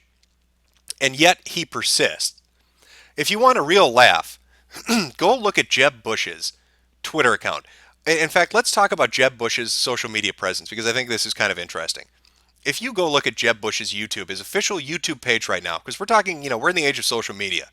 I don't think anybody can dismiss the fact that Obama and the Democrats really utilize social media pretty effectively to get into the White House. So it's a key component. It's a big cornerstone of any modern campaign. You need to have a good social media presence. So let's see what Jeb Bush's social media presence looks like. Now, if you're listening to this, I want you just to take a moment and go to Jeb Bush's official YouTube page. I want you to click on the video tab, and I want you to set it to most popular, and tell me what you see. Because this is what I see when I do that. The only popular videos on Jeb Bush's social media account, his YouTube page, are Donald Trump videos. If a video has Donald Trump's picture in it, or if a video has Donald Trump's name in it, it gets hundreds of thousands of views. But if it's just Jeb Bush, if it's him talking about policy, or if it's a new TV ad, or if it's anything just related to him, it gets thousands of views. Jeb Bush only gets views on his YouTube page when he's talking about other people that aren't Jeb Bush. That is how uninteresting Jeb Bush is. People go to his YouTube page to watch shit about other people because they can't stand Jeb Bush himself. And I think what really encapsulates this, if you go to his Twitter account, there's a New Hampshire town hall that he's talking about, that he's going to go to. And it really kind of, it sums it up. It sums up the kind of feeling about Jeb Bush. Here he is in the middle of I don't know what it is, a warehouse. And kind of a crescent moon shape around him, a semicircle around him. You've got a bunch of people gathered, and they're Jeb Bush's. He's standing in the middle. They're all half-circled around him. And directly behind him is a fucking Abrams tank with its barrel, its gigantic barrel. And it looks, from the perspective, it looks like the barrel is going right over Jeb Bush's shoulder. Is pointed directly at the audience. And I think that really sums it up. Jeb Bush needs to put a fucking tank cannon facing at an audience to get them to sit through one of his speeches. That is how uninteresting Jeb Bush is. It looks like the only way he can have a captive audience is by literally having a captive audience. It looks like he's holding them hostage. Every single thing he does related to social media always always backfires. His presence on the web is utterly disastrous. If you want a better example of that, I would say go to his website, but if you go to jebbush.com, that's not even his domain. I believe it's jeb2016.com is his domain. Jeb Bush has been taken by somebody else, and that's real entertaining. If you want to swing by that one and take a look at the messages that have been put up about Jeb Bush, knock yourself out. But if you go to his actual official website, you can go and buy a guacamole bowl. This is where he gets his loving nickname Guacman from. A $75 guacamole bowl that you could get on Amazon for $20. Because that's how disconnected the people and Jeb Bush's social media machine are. They don't understand that people can easily look up information, that they can easily go to another web page, that they can open another tab. So I'm going to donate $75 to get a fucking guacamole bowl and Jeb's guac recipe, and I could just go to Amazon and get the same fucking thing for $20. He's just, and what does he need to sell a $75 guacamole bowl for in the first place? He has $130 million dues. Jeb Bush has more money than anybody else in the campaign right now at his disposal to use on advertising and on campaigning and on whistle stopping. What does he need to sell guac bowls at a 300% markup for when he already has a war chest of $130 million? Jeb, what are you doing? He needs to drop out. And I love the fact, this is one of the things I find endearing about Trump. This is one of the things I do like about him. He will shit on people, and it's usually funny when he does. And he's been shitting on Jeb Bush on social media over the last couple of days. If you go look at Trump's Twitter, he got upset about a political campaign ad that Jeb had released where it basically cut out Donald Trump's responses to him and tried to make him look bad. And so Trump, he went in full tilt. He didn't hold back. He told Jeb that he was a disgrace and an embarrassment to the Bush name and that he should just drop out. Because the American people don't want another Bush in the White House. He is dumb as a rock. And I think that really sums it up. If you go and watch Jeb Bush interviews, he always does this, I want to be really delicate in how I say this, but if you go watch a Jeb Bush interview, he gives you the impression that he might be somewhere on the autism spectrum. Now, I'm not saying if you put a toy train in front of the motherfucker that he's going to sit there and play with it for 8 hours, but he might bat the caboose around for about 20 or 30 minutes, if you get what I mean. He has this look that he gives you when he's really confused or he doesn't understand how to pick up on a social cue, where he pulls his head back, where his chin almost goes flush up against his neck, and he does this really, really forced, painful looking grin. It's the Jeb Bush deer in the headlights look. It's the look that Jeb Bush does when he doesn't know what the hell to do. And he does that a lot. At the majority of debates, he'll do it. When somebody else says something, I want you to really pay attention to Jeb Bush. Go re-watch some of that debate footage. And he gets this look on his face like he doesn't know where he is or how he's supposed to react. He gets very confused and flustered. I think if one of his opponents were to bring a flashlight on stage and just beam it at him, he would probably cry. Because I don't think he understands that he's running for president. That might be what the issue is here. Maybe Jeb Bush doesn't fully understand that he's running for political office. Maybe he's really confused. Jeb Bush is the kid nobody would let in the treehouse. That's another good way to put it. Imagine you're with your group of friends and you've got that more affluent kid, the rich kid that's got the tree fort that everybody likes. Jeb Bush would be the kid running last up the ladder to have the door slammed in his face. He just doesn't quite fit in. And his polling numbers really reflect that. Nobody wants to let him in the treehouse to see all the cool shit they've got gathered. Somebody I see in chat is saying Jeb Bush for R9K. Jeb Bush would be a good R9K. He kind of is a robot, isn't he?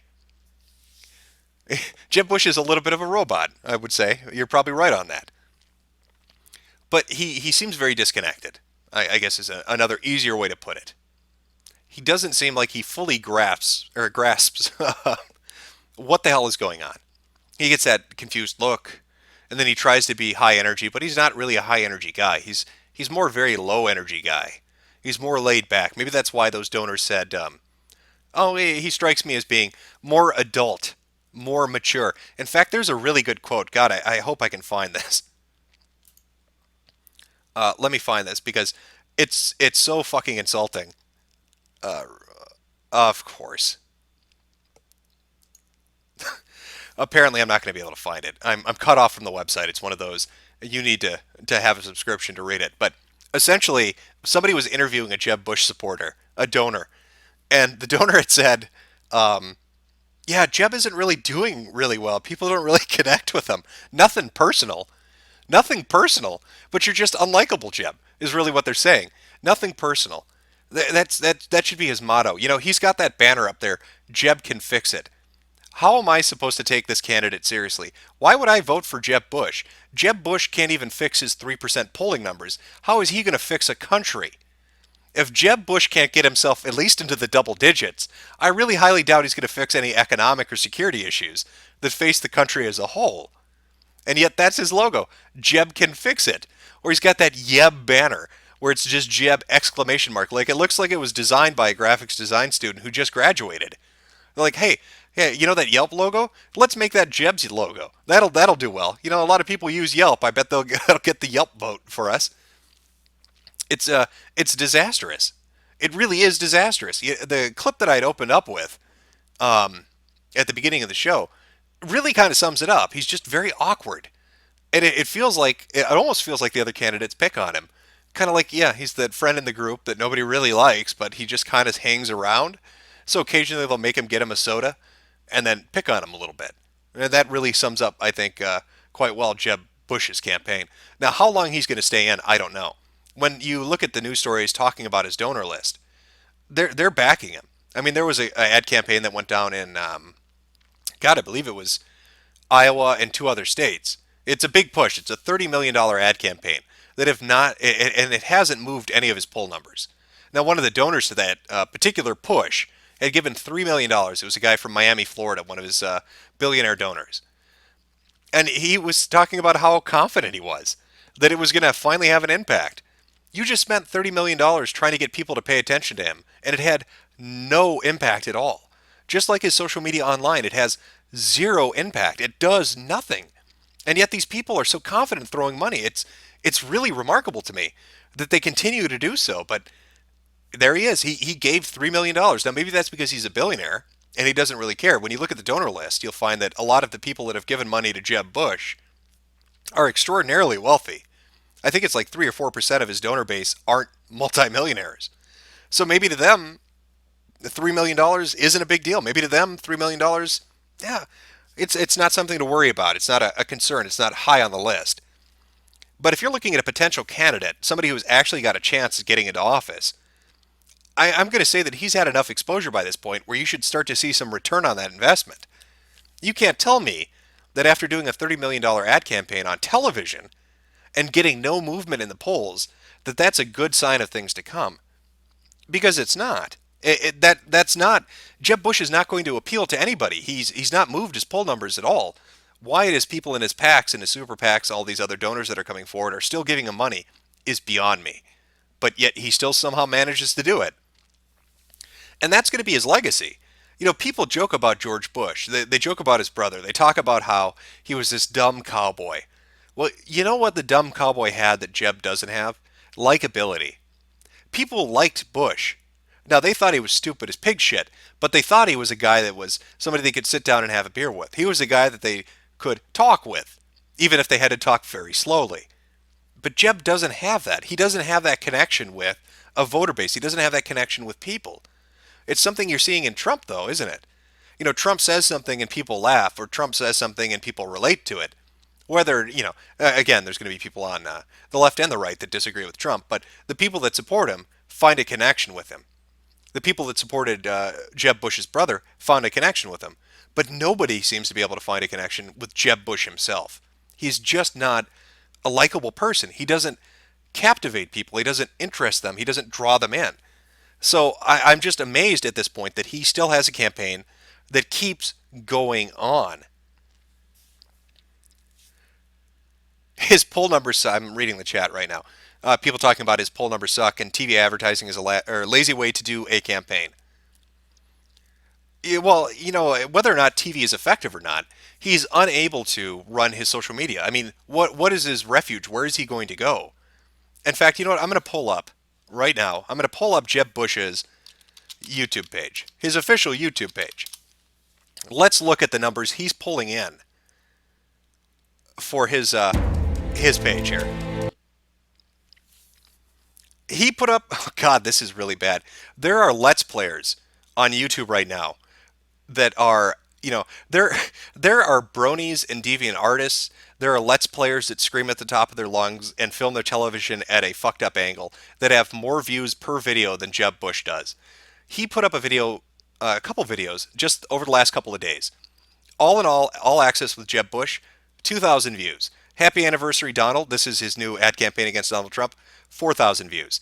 Donald Trump Chaotic and Wrong, 13,000 views. Jeb Bush with Big in Vegas, 2,000 views. He's got videos on here that have 100 views. I want you to think about that. Name me one presidential candidate you've ever heard of that can't get more than 100 views on a video. But that's Jeb Bush. And if you go to most popular, what do we see again? Donald Trump. The real Donald Trump, 926,000 views. Judgment, and this is a Donald Trump picture talking about Donald Trump, 356,000 views. The next highest video is Making a Difference with Jeb Bush, 138,000 views. Donald Trump is pulling in 6 times the numbers on Jeb Bush's own YouTube page than Jeb Bush is pulling in. That is remarkable. If that is not a sign that this man is dead in the water, I don't know what is. You know, let me rephrase that to the Jeb Bush donors out there that are giving him hundreds of millions of dollars. I will run for president and pull in more numbers than Jeb Bush will pull in. Feel free to throw all that money at me. I can get more video views than Jeb Bush can get. I guarantee you that. Because he is inept. He's unable to connect with anybody. He's not funny. He doesn't know how to banter. He doesn't know how just to relax. He has a really cringe-inducing ad campaign where he's trying to relate to kids by wearing a hoodie. And it's just this awkward guy who looks like he's dressed to go play golf, trying to put on this hoodie over himself. And he struggles with it for like 20 or 30 seconds. And then he gets it and he dopily puts the hood over his head. And he acts like a skit out of a fucking TV drama. It doesn't connect with anybody. And yet he persists. He continues to do that. Now that's Jeb Bush's YouTube page. Yeah, I want to investigate his digital footprint, let's say. Now, I don't know what his metrics are on his website. I can only speculate. But if you look at Twitter, he's got 400,000 followers. Compare that to Donald Trump, who has 5.4 million. Or Hillary Clinton, who has 4.9 million. I think even Bernie Sanders has more followers on Twitter than Jeb Bush does. And the funny thing is, when you go to audit his account, you'll see that it was done last in, I believe, October. And 125,000 of them are fake. That means that 1/4 of Jeb Bush's follower base are bots. They're fake followers. They're not real. And it's not like his tweets need 400,000 people anyway. They get no traction.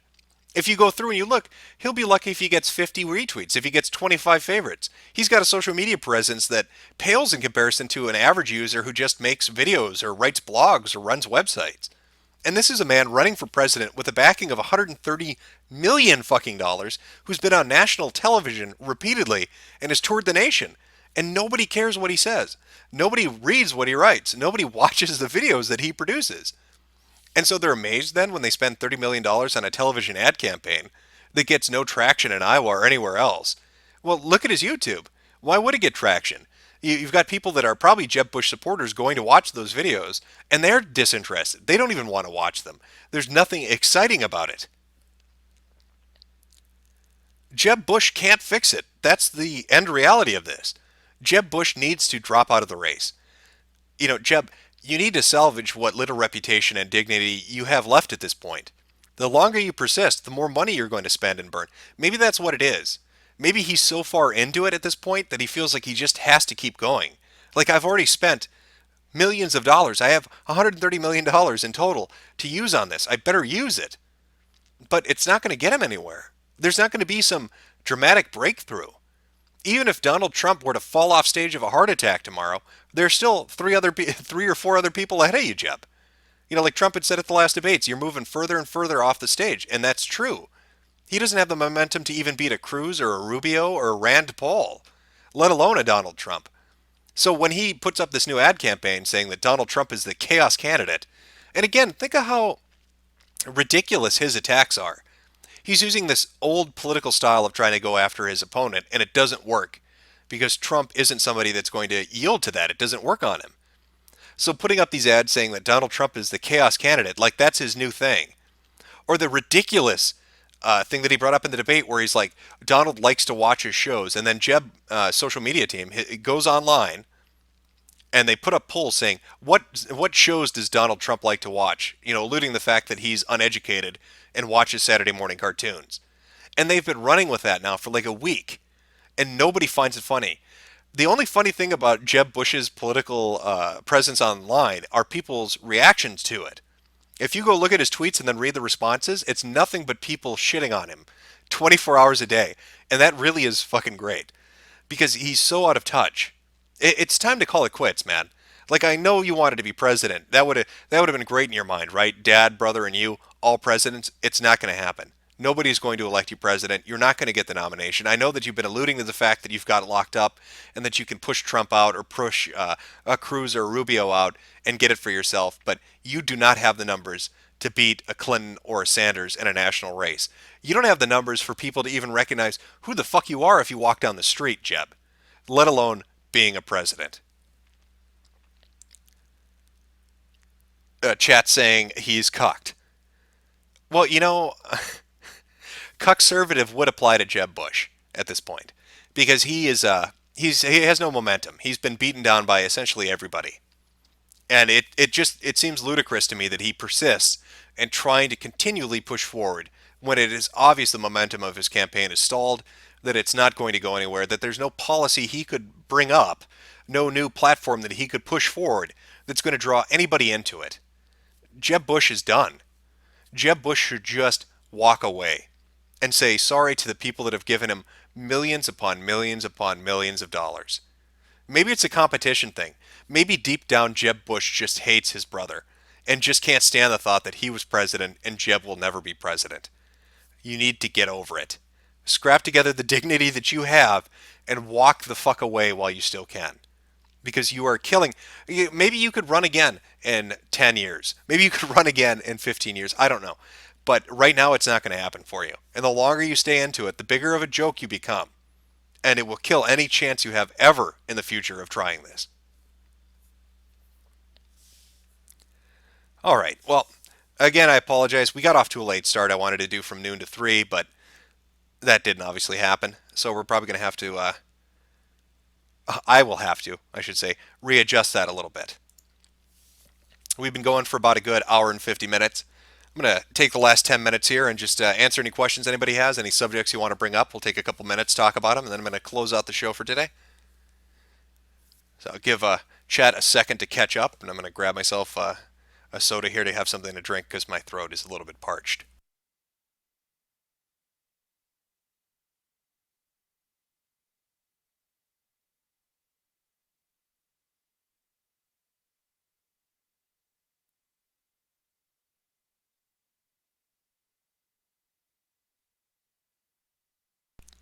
I see somebody bringing up in the stream that Jeb Bush is 62 years old. I don't actually know the official age of Jeb Bush. I don't know how old Jeb Bush is.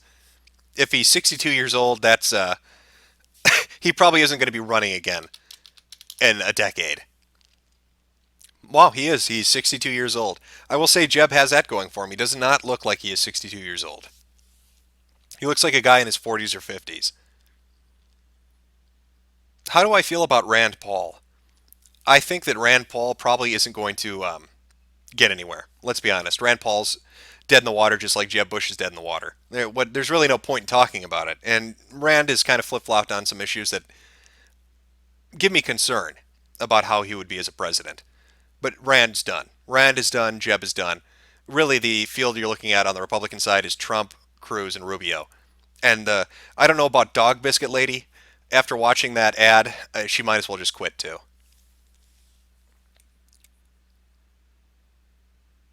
Who am I voting for? Like I said when I was talking with Kyle during our discussion about Bernie Sanders, none of the political options really appeal to me. I'm not voting for any of them. I find there are none of the candidates that line up with my views. All of them have issues. I find Trump the most entertaining of them all, and I like that he has the attitude of being able to say whatever he wants, and I like that he doesn't play by the political rule set that's been in place now for decades. I find that entertaining, almost charming. But his stance on surveillance, on the NSA, stuff like that, is just a deal breaker for me.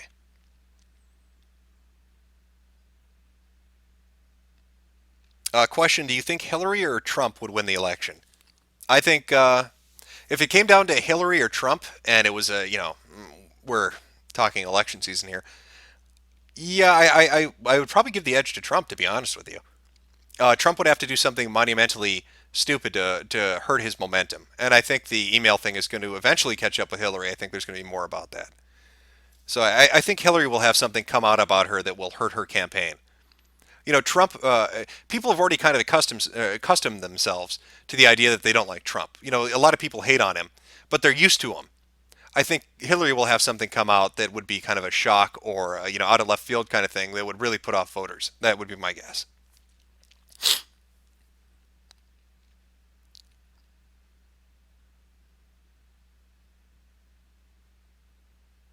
Talk about the failed vetting of Muslim terrorists. Yeah, well, you had the whistleblower come through who basically said, God, did he work for Homeland Security? I'd have to go reread the Breitbart article or any of the subsequent ones, but he had talked about how the PC culture at intelligence agencies basically was working against them, that he had intelligence about the people in San Bernardino, or at least the groups they were associated with, but because they didn't want to be accused of profiling Muslims, they didn't pursue that intelligence, and that might have led to them being able to pull off the attack. Again, it seems ridiculous to me that we've set up this almost totalitarian surveillance state where everybody's emails are being looked through, where all this information is being parsed through, and then when it comes to actual terrorists, they don't use the information to pursue it. What the hell's the point then? Why are you reading through my emails if you're not going to look at theirs? And if you have information that they're a terrorist, if they're involved in something, why is the politically correct mindset even influencing intelligence gathering or analysis? I mean, if you're already a part of those organizations, if your job is to pursue these leads, then you should be doing it. Fuck the idea that, oh God, it might be perceived as profiling or it might be perceived as not being politically correct. I know a bunch of dead people in San Bernardino that wouldn't give a shit if it was, politically incorrect. They'd rather be alive right now. And that even touches on what happened with the neighbors. Neighbors wouldn't even report them because they didn't want to get accused of being a racist. The country's absurd. The whole situation is absurd to me. But we'll talk about that more in depth maybe next episode. All right, let me finish it off here. Grab a good question. The philosopher, who gives a fuck? Who gives a fuck indeed? I don't know if that's really a question, but there you go. Oh, why am I gay? Because who doesn't love dick, right? Am I right? Am I right, folks? Feel the burn, suck a cock. Stand with Rand. Nobody's going to be standing with Rand. You know why you want to know why Rand Paul uses the phrase stand with Rand? Because he needs to stand on a chair to look at you in the eyes. That's why that man uses the phrase stand with Rand. Because if he were to sit down, he would fucking disappear. It'd be like Gulliver's Tales. He would just fade out of existence. Somebody would be like, "Oh my God, did I just stumble over a gnome? Are mystical creatures real?" Oh no, that was Rand Paul. I tripped over Rand Paul. Sorry, everybody. It wasn't a gnome. That's why they use stand with Rand. Thoughts on Bayonetta and Smash? I don't play Smash right now, so it's cool they added the character though, and that's not really political. All right, well, this has gone on long enough, I believe. The next week, I'm going to actually show up at noon, fingers crossed, and go to 3 o'clock. Again, if you have a political candidate you want to come on and pitch, like Kyle pitched Bernie Sanders, feel free to do it. Again, I want to try to get somebody from the other side, so a Rubio or a Cruz or a Chris Christie supporter, whatever. You can contact me on Twitter, and I'll bring you on. We'll do a conversation. I'll give you an hour of time, and we'll go over the talking points of the candidate and talk about their positions and your beliefs in them. Well, that'll do it for the first episode of Metocast. I hope you guys found it entertaining. I hope you liked it. Have a good one.